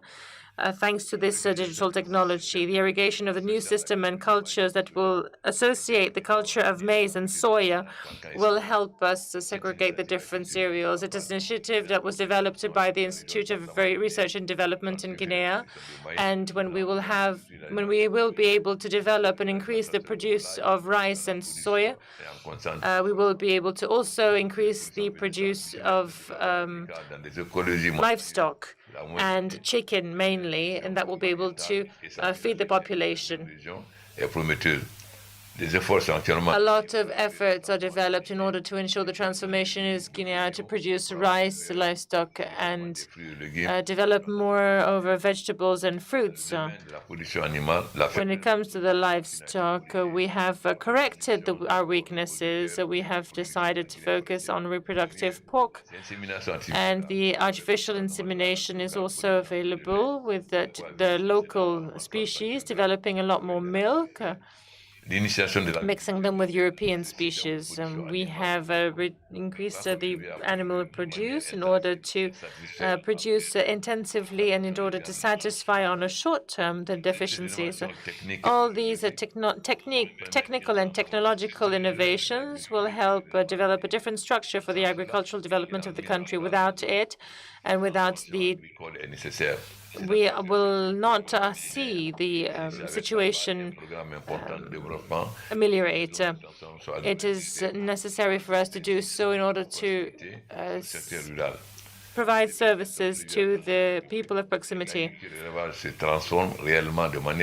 The livestock is transformed in a different way. We have developed the different techniques, and we look at a lot of different innovative structures with organizations that have helped us in partnering to develop these different technologies. It is important to increase our private-public investments for the rural sectors in order to develop in smart technologies that are more performant in order to provide better food for the African population. Thank you very much for your attention. Thank you very much, Your Excellency. Reduce the importations of rice. It's a priority for all African countries. The continent continues to import a large quantity of rice, and like you have underlined it very well, despite the fact that we have a lot of rice structures. The floor to His Majesty King Letsie III of the Kingdom of Lesotho. Your Majesty, the floor is yours. Thank you.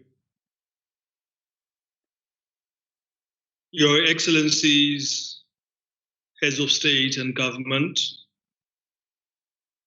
President of the African Development Bank, President of the International Fund for Agricultural Development, distinguished participants, ladies and gentlemen.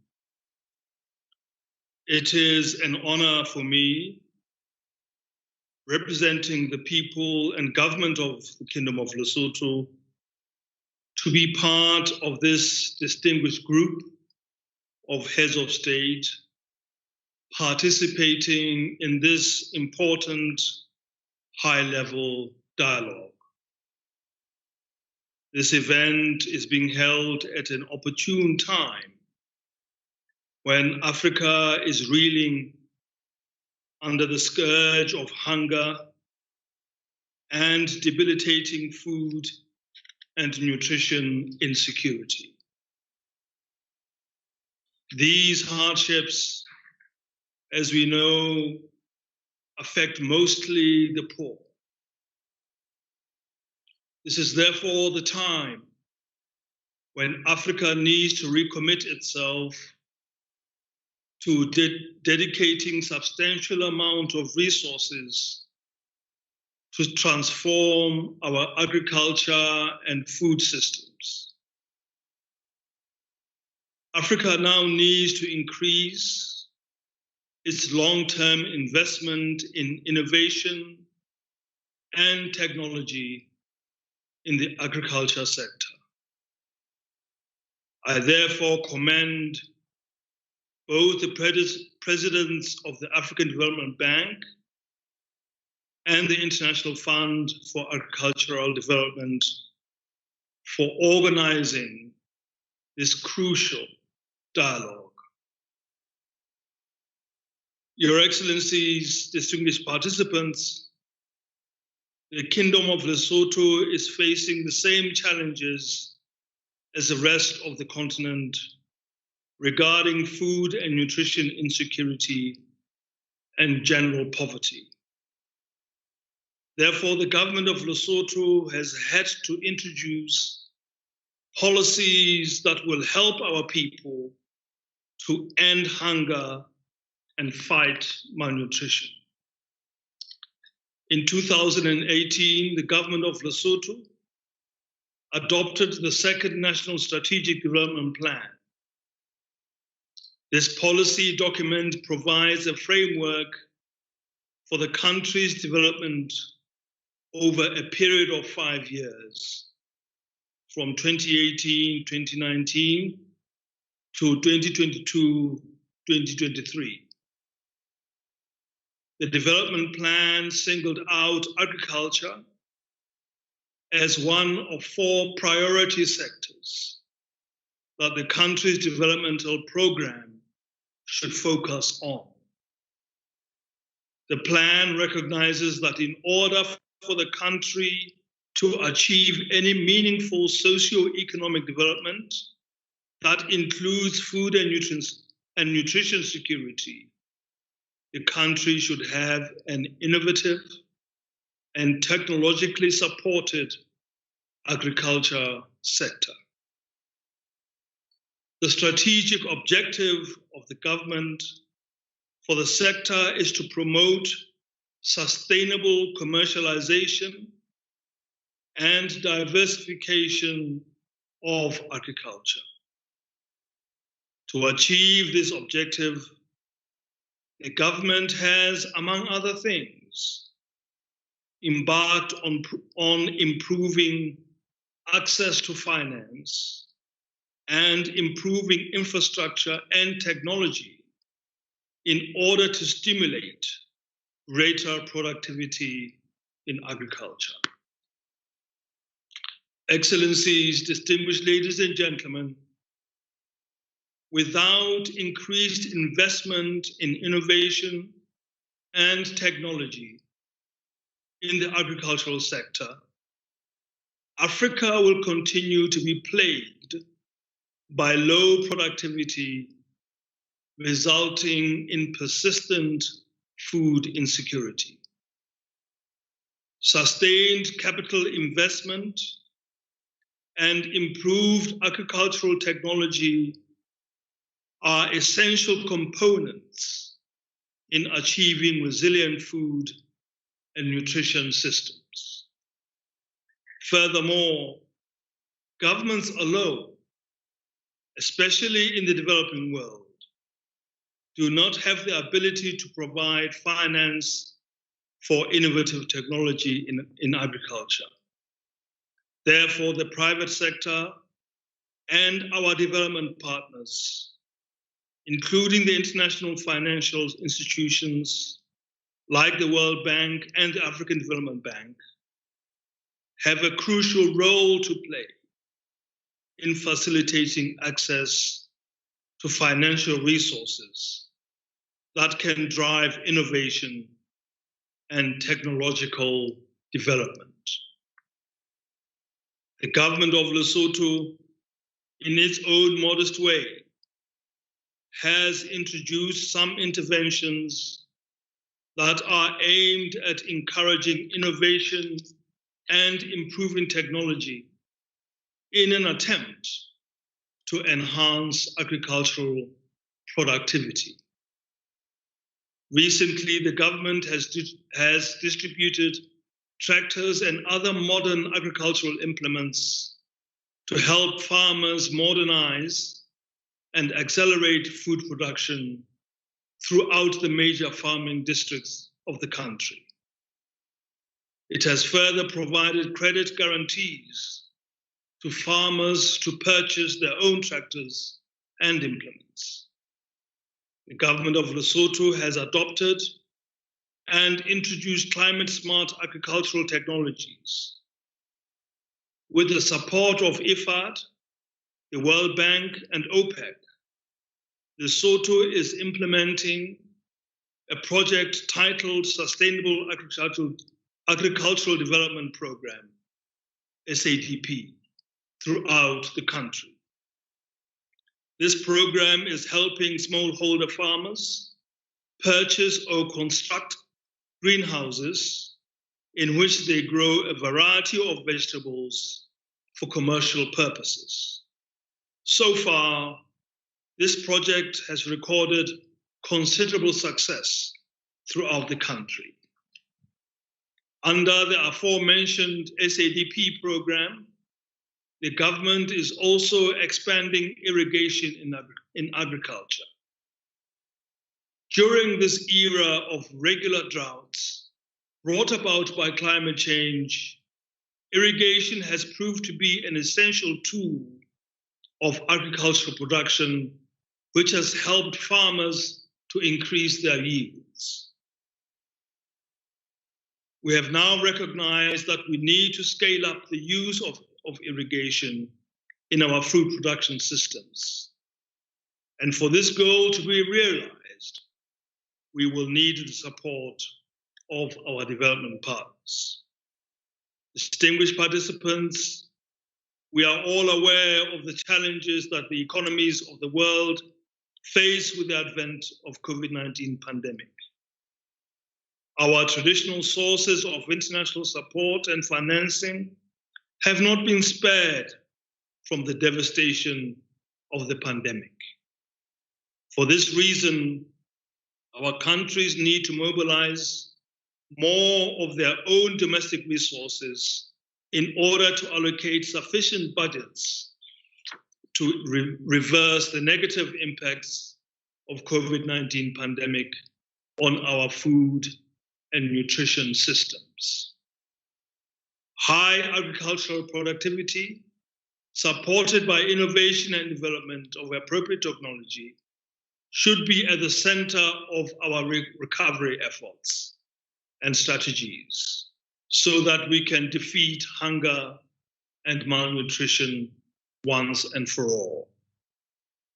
I have noted with a deep sense of gratitude that despite the aforementioned economic challenges and difficulties brought about by the COVID-19 pandemic, a number of our development partners have committed considerable financial resources to assist our countries to increase food and nutrition security through the scaling up of innovations that will improve our agricultural technologies.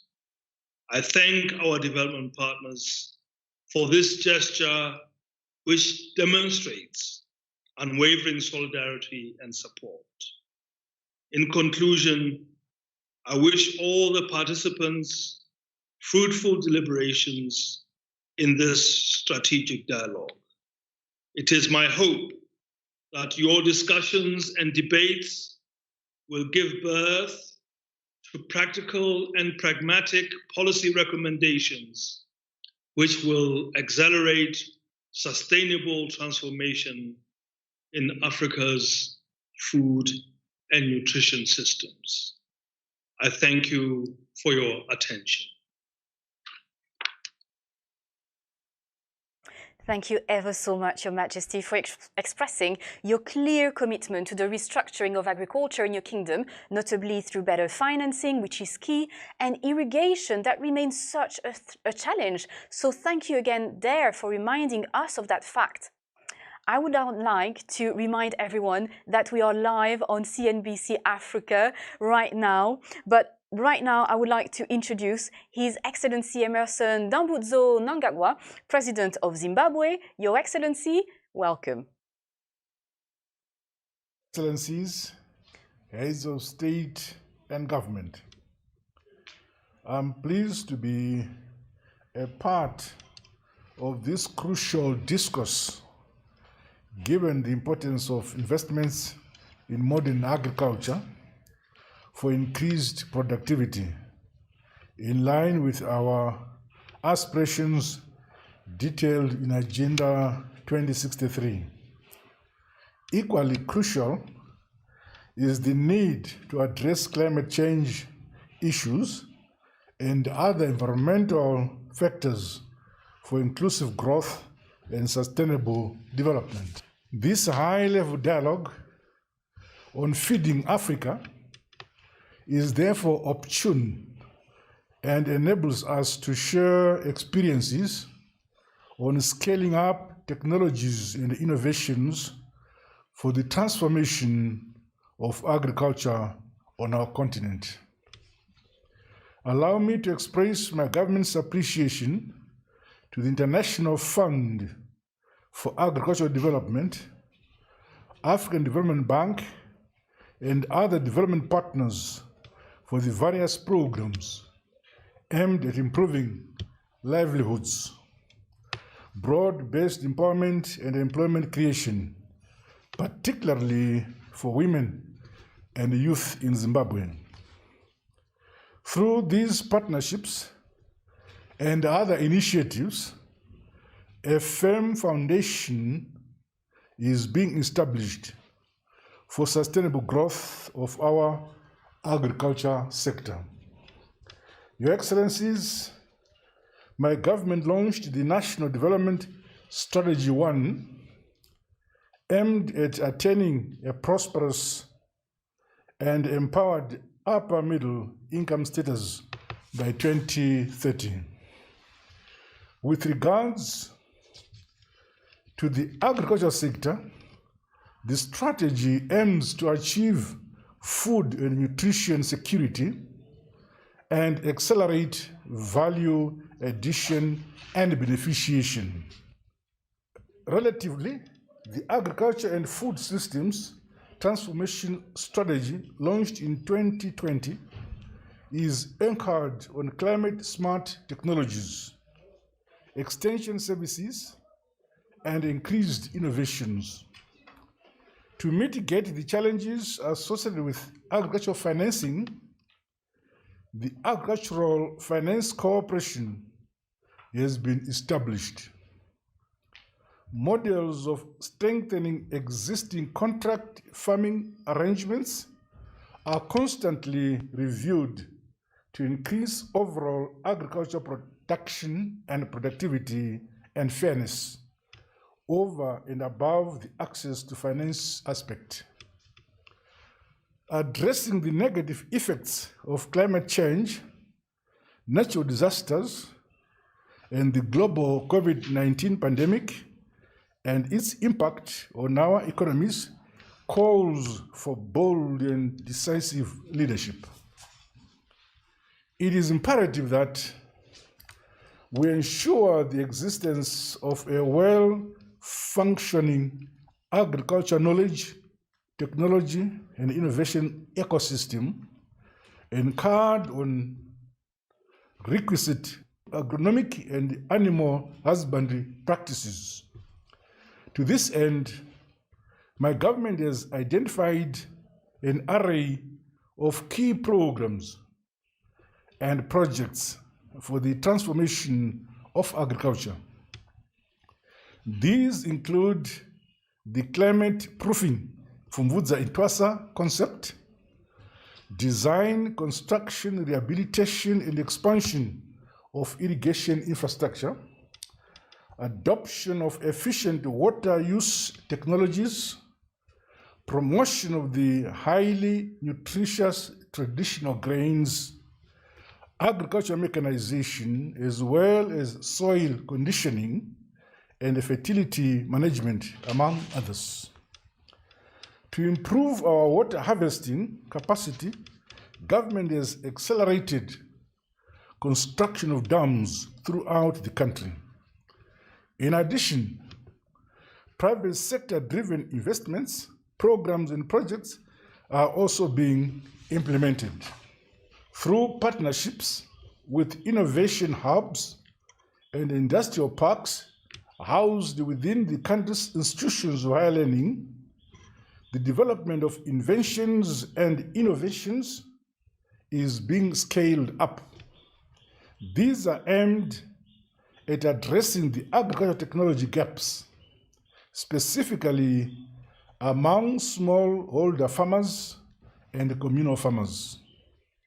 Finally, Zimbabwe remains committed to support various continental and global efforts to end hunger. Together, let us continue to invest in agriculture, including leveraging on technology and innovation for the transformation of Africa's food systems. I thank you. Thank you ever so much, Your Excellency. You mentioned how your government is working to strengthen existing partnerships. And isn't there a way forward indeed? And that's why we're here today. So thanks again. What an impressive number of heads of states we have who have pledged here today their political and financial commitment to scale up technologies and innovations in order to transform agriculture in their country and ultimately the whole continent. But there is more. as heads of multilateral development banks and international institutions are also here to pledge their important contributions. Dr. Bandar Hajar, President of the Islamic Development Bank Group, I am absolutely delighted to leave the floor to you now. Thank you. Honorable government officials, MDB representatives, business leaders, and distinguished guests, it is a great honor to address this esteemed audience gathered to have a dialogue on a topic of vital importance. As you are aware, COVID-19 has caused devastating economic and social impact worldwide. The pandemic is expected to add as many as 150 million people to extreme poverty by the end of 2021. It is threatening at least 65 million people in ICP member countries, particularly in sub-Saharan Africa, suffering from acute hunger, may die or have the risk of dying from hunger. In this regard, ICP has made remarkable efforts in assisting member countries confront and address the impact of COVID-19 on their socio-economic front. For instance, we invested in SPRP by providing $3.5 billion of funding to support health, food, emergency and recovery programs. However, while concentrating on the effects of the pandemic, we shouldn't lose sight of the big picture. The world will need to feed additional 900 million people by 2030 and more than 2 billion by 2050. This implies that we must increase production by some 60%. Unless decisive action is taken for innovation and more sustainable farming techniques, climate change, and resource-depleting agriculture practice will hit ICP country hard, limiting output and putting food security at risk. Therefore, investing in agriculture is critical to develop technologies and innovations that improve technical efficiency and productivity and connect local value chains to the global value chain. For our member countries to be ready for the future challenges, our new business model concentrated on leveraging global value chains. We embarked on member countries' partnership strategies to analyze the most competitive industries, identify strategic investment opportunities, and build resilient value chains to unlock the industry's full potential.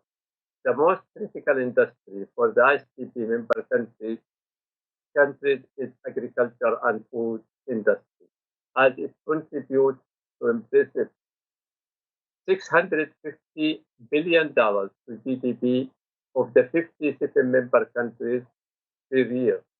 To illustrate the significance of this number, it is equivalent to circa 90% of the annual value of the oil export from OPEC countries.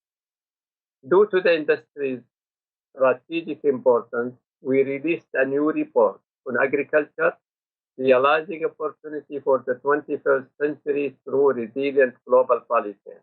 The report analyzes 18 commodity value chains to capture 10 challenges, potential, and sustainable investment opportunity, which such as employment generation, improve productivity, increase trade, and value added.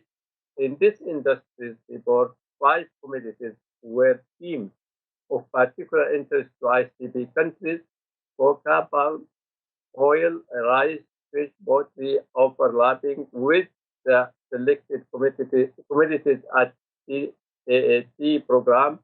The report includes rice, wheat, milk, fisheries, aquaculture, and livestock.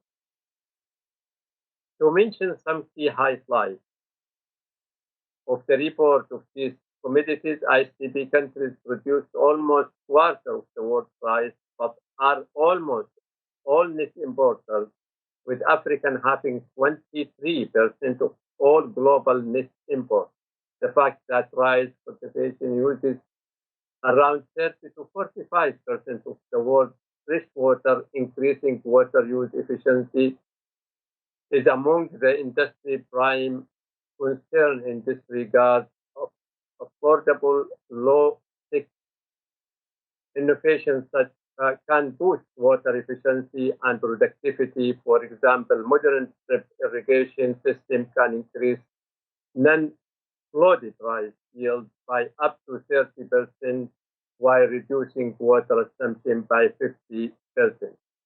It should be taken into consideration that promoting self-sufficiency in particular commodity without understanding the entire value chain can lead to other dependency, defeating the purpose as seen in the livestock industry, and increase overall livestock growth creates more impact, import dependency. Right.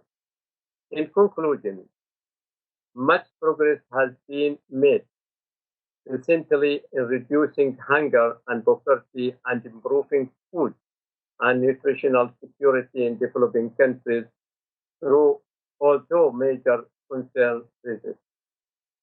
To address some of these issues, ICB has recently launched partnership with African Development Bank and BADIA Regional Rice Value Chain Program to support 5 West African countries to achieve rice self-sufficiency by 2025. And ICB and its partners are investing about $180 million to support the program.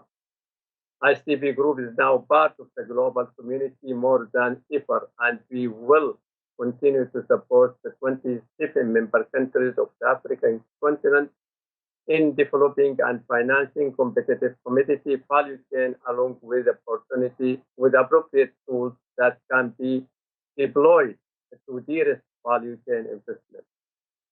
We plan to invest $3.5 billion in developing the agriculture sector in Africa. This investment will develop commodity value chain for both staple food and cash crop. We also look forward to working with the countries and international community in addressing challenges associated with COVID-19 pandemic, including potential directional policy trends to ensure supply chains are open and not disrupted. Thank you so much. Assalamu alaikum wa rahmatullah. Shukran. Salam alaikum, Dr. Hajar. As we've seen, the Technologies for African Agricultural Transformation Program aims to help Africa fulfill its enormous potential in the agricultural sector by employing high-impact technologies. I'm taking you now to Ghana, where TAT has been transforming wheat farmers' lives one seed at a time.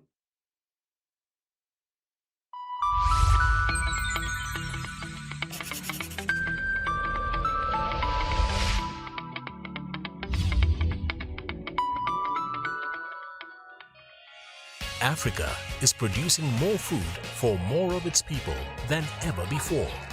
But it's not enough. Climate change-induced flooding and drought, rapid population growth, and COVID-19 related lockdowns are setting back our goal to feed Africa. Yet, in Ghana's northern region, an agricultural technologies program is defying these challenges, transforming slivers of savanna into commercially viable, no-till agricultural land for crops like soya bean and maize. If it was just for my efforts and capacity, I would have still maintained on my small-scale farming. Tahira Jamila inspects her soya beans grown under the Technologies for African Agricultural Transformation Savannah's project. Jamila and other farmers collectively increased their plantable land by more than 9,000% in just 3 years. They have the resource, the human resource to give you the technical know-how on how to do agriculture. The project, also known as SAPIP, provides farmers with technologically advanced seed that is resistant to heat, drought, pests, or disease. It also teaches conservation agriculture methods that conserve moisture in the ground. SAPIP also improves farmers' access to fertilizers and harvesting equipment. I was doing my farming manually without machineries, but for SAPIP coming on board, I've been able to do the farming on a large scale using machines. SAPIP aims to transform 100,000 hectares of land in 5 years. It's very important, first of all, to feed ourselves, to conserve our foreign exchange, and also to create jobs for our people. In that case, we are creating wealth for Ghana. Ghana's SAPIP success is part of the African Development Bank's Technologies for African Agricultural Transformation Program, or TART. TART aims to double crop, livestock, and fish productivity by expanding access to high-impact agricultural technologies to more than 40 million smallholder farmers across Africa. We will add value to what we produce in Africa and provide creative and high-tech opportunities for massive youth engagement in agriculture and agribusiness. Operating across 9 food commodities in more than 30 countries, TART is strengthening Africa's agricultural value chains. The programs have reached more than 10 million households and aim to lift 130 million people out of poverty.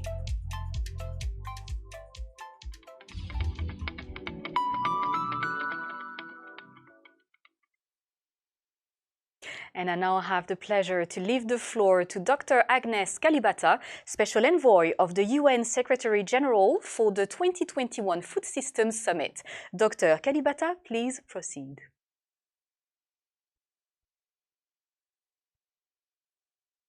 State and governments, President Adesina, President Humbo, the CGIAR, FARA, our colleagues from FARA, thank you so much for launching this engagement and meeting on leveraging technologies and innovations for African agricultural transformation.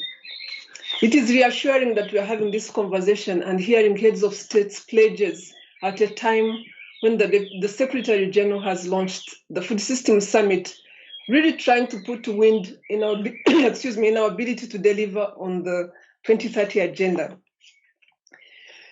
For Africa to leverage and unlock technologies and innovation for smallholder farmers, there are a number of things that need to be in place. Number one, capacities. We need to have capacities to translate the CGIAR technologies and innovations into locally adaptable technologies that can reach farmers at scale. That's why the institution I lead, AGRA, has invested so much in capacity. We are working with 14 universities. We now have over 700 PhDs that are delivering on improved varieties and seeds, building on the CGIAR's work, and really reaching millions of farmers. And it's good to note that 40% of these varieties that are out there, just like the TART has just shown, are providing resilience to climate change.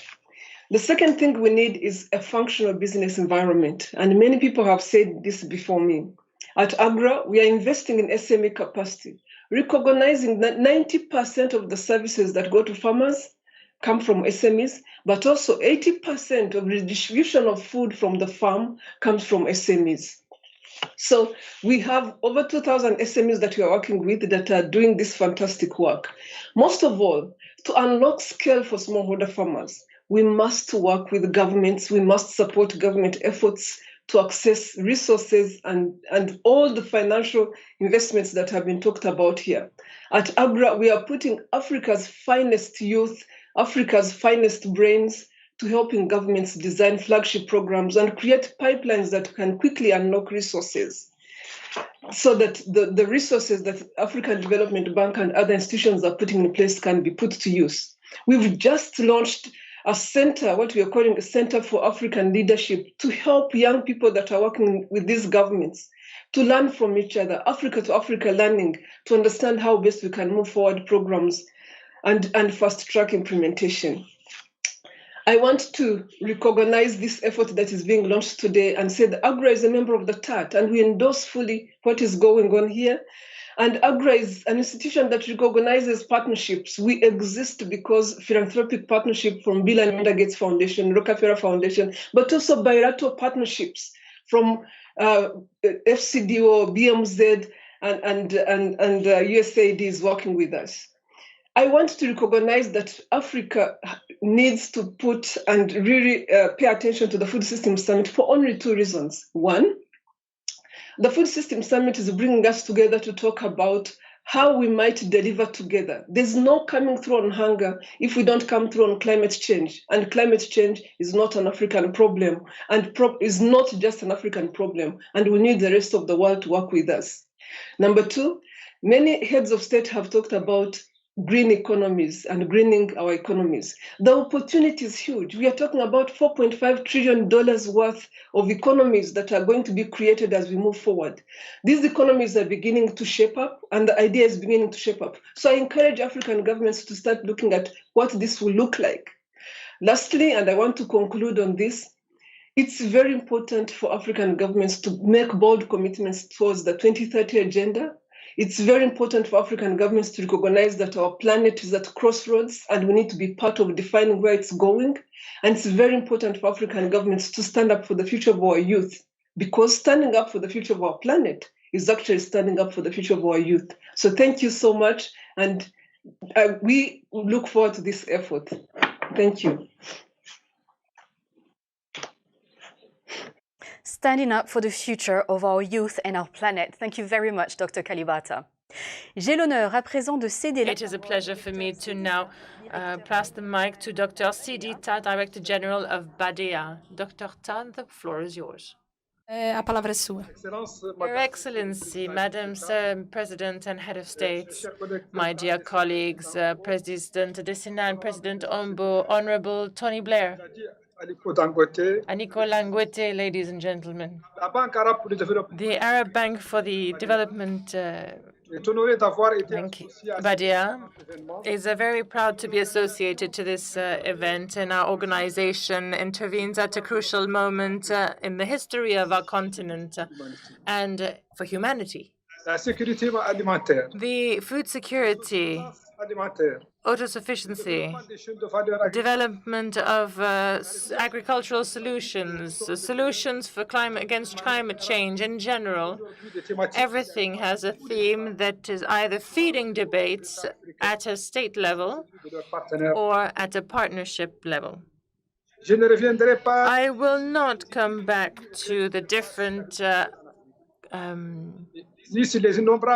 constraints or different challenges that we are facing. We have named them, but I estimate that these questions and many others that are also pertinent have been already related by our colleagues through the introductions of the organizers and other participants, everyone who was here. My intervention will turn around three main points, articulate itself around 3 points. First of all, remind you that BADEA has a strategy called BADEA 2030, which is perfectly aligned with the objectives, the ODDs, SDGs of 2030, and this strategy has now given place to food security, development, agricultural development, and value chains.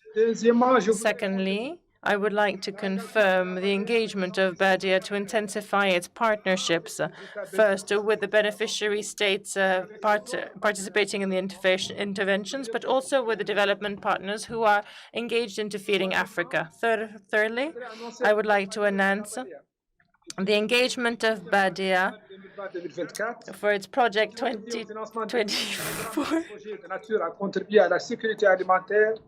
for its program related to feeding Africa and food security in the sub-Saharan region. With a budget of $14 billion, the BADIA will provide other resources and provide support to all members of the coordinating platforms. That said, I wish great success to this dialogue, and I thank you all for your attention.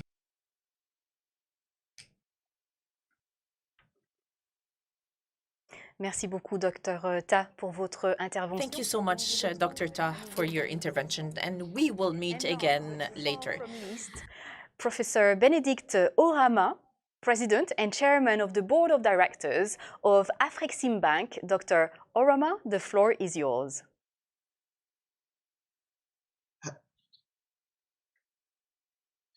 Your Excellencies, heads of state, Your Excellency, President Adesina, my dear brother, Your Excellency, Dr. Humble, my dear brother, President of the International Fund for Agricultural Development, Your Excellencies, ladies and gentlemen, I congratulate my dear brothers, President Adesina and President Humble, and their colleagues for putting together this very important event. This high-level dialogue is timely in view of the food security challenges Africa is currently facing and the tremendous opportunities agriculture offers for growth and development, especially in the continent, as the continent begins to build back after the pandemic. There is no doubt that the African Development Bank and AFAD have vital roles to play in that process. The AFDB's Feed Africa strategy is a pathfinder to the new agricultural development paradigm we hope can underpin Africa's development aspirations. As Africa commences trading under the African Continental Free Trade Agreement, opportunities to promote and invest in agricultural growth and development have emerged. At Afreximbank, we view the agricultural sector as critical to boosting intra-African trade and sustaining the implementation of the AfCFTA. To this end, the bank is focusing on improving agricultural productivity, improving food security, facilitating the growth of Africa agribusinesses, improving market access, and accelerating commodity-based industrialization. Afreximbank is a partner of the African Development Bank, the African Union Commission, and other institutions under the Africa Fertilizer Financing Mechanism. That initiative facilitates the production of and access to fertilizers across Africa. We are also supporting fertilizer manufacturing across the continent with over $1 billion invested in this in the last. In addition, the bank is actively financing intra-regional trade in fertilizers and agrochemicals, making it easier for African farmers to have access to those high-yield enhancing inputs. We saw the benefit of this during the pandemic when supply chains shut down. Afreximbank is keenly aware of the threat climate change poses to Africa's agriculture. Desertification and unpredictable weather and climate conditions are increasing the risks to investments in the agricultural sector. Increased frequency of episodic droughts has created the need for higher investments in grain reserves in a time many economies are short of fiscal space for such investments. That is why Afreximbank has created a special product called the Food Emergency Contingent Trade Finance Facility, which guarantees immediate availability of food import financing to meet food emergencies caused by weather or other catastrophes. The facility, designed to mimic the grains reserves kept by African countries, is intended to reduce the fiscal burden of maintaining grain reserves and guarantee access to much needed food import financing facility in times of emergency. The bank is working with the Africa Risk Capacity to implement this product and doing so in a manner that promotes intra-African trade. We aim to support the program with an initial amount of about $300 million so that we are able to ensure that countries are able to get the food they need to improve nutrition. Afrexim Bank realizes that standards and first-class quality infrastructure are essential in boosting agricultural trade. That is why the bank has been working with the African Union and African Regional Standards Organization to harmonize standards across a number of Africa's tradable agricultural products. The bank has also created a subsidiary called the Africa Quality Assurance Center that is developing testing and certification centers across the continent. Projects in an amount of about $50 million are currently underway in Nigeria, plans for in the near future. Also working with the AU Commission to develop a continent-wide quality policy that we hope will boost inter-regional trade in agricultural products. Your Excellencies, distinguished ladies and gentlemen, I am again grateful to the leadership of the FDB and AFAD for this opportunity and our partnership. I wish us all a productive session. Thank you very much. Thank you ever so much, Dr. Orama. And now it is my pleasure to cede the floor once again to His Excellency Macky Sall, President of Senegal. Merci beaucoup. Thank you very much for your impressive participation. My dear colleagues, Mr. President of the IFAD and of the African Development Bank, ladies and gentlemen, I would like to thank you all for your incredible contributions to this dialogue of this high-level dialogue in willing to accelerate the modernization of agriculture in Africa in order to fight hunger and malnutrition on the continent and realize and achieve the objective of the Sustainable Development Goals number 6 for 2030. Everything was said and well said. We must now pursue our efforts and execute our engagement and work together. States, development partners, and private sector. I could very briefly summarize our conclusions in 7 points. First of all, accelerate. Accelerate the agricultural production by calling upon systematic technology, necessary technology in order to have quality evolution and progress, whether it be vegetal or animal, by answering the demands of variabilities. 2, increase investments in research and development, and encourage the exchange and the sharing of experience and best practices on a national level, continental level, and international level. 3, develop technologies and use those resources in order to optimize its utilization. Number 4, improve language, business language, in order to open up to the world.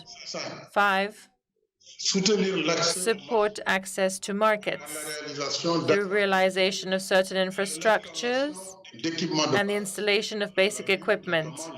We also spoke of the roadworks and shops to stock and the tools necessary in order to transform products to export. 6, invest more in new businesses, in transformation of agricultural products, which will protect the small producers and the populations in general against the high inflation, which is depleting the continent from its lands, and 7, create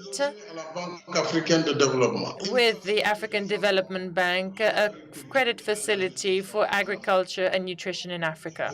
This is a very quick summary of a few conclusions that I wanted to share with you. And it goes without saying that the declaration that came from our discussion will reflect the results of this dialogue.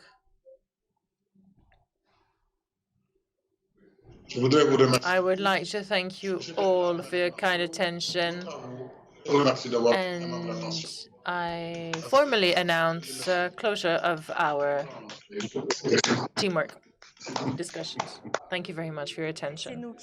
No, we thank you, Your Excellency. Please now welcome back Dr. Adesina, President of the African Development Bank Group, for his concluding remarks.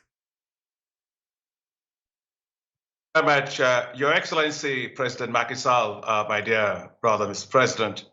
I would like, on behalf of myself and my brother Gilbert, to really thank you.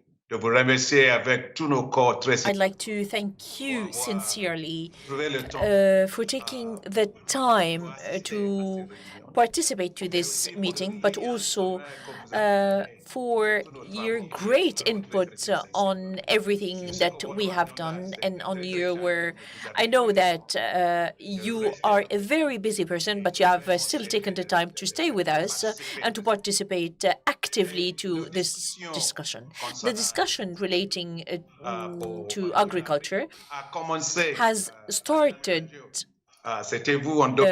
in 2015, when you were first elected as the president of the bank, and you have discussed with us, with the international organization like IFAD, CGIR, and the National Center of Research, in order to have this discussion with the IDF Africa. And I think that, I hope that today you are fully satisfied of the progress that has been done. We will persevere. Will we continue? We're facing many challenges. However, we will not stay inactive, and we will fight. So I'd like thanking all the excellencies, the heads of states and governments that have actually participated so much. It's impressive turnout that we have had here today, and I want to really thank them. And I will just close with 2 statements from the heads of state. When the president of Mnangagwa of Zimbabwe said, he said, and I quote him, a farm foundation has been established for sustainable growth of our agriculture. And His Majesty, the King, let's say, of Lesotho, said, and I quote, we must defeat hunger and malnutrition once and for all. I think with the kind of political leadership we've seen today, my brother, the president of IFAD, and I, we are confident that working with all your partners, we will collectively be able to defeat hunger and malnutrition once and for all. Thank you very much, Mr. President. Thank you very much, Your Excellencies. We are most grateful. Thank you, sir.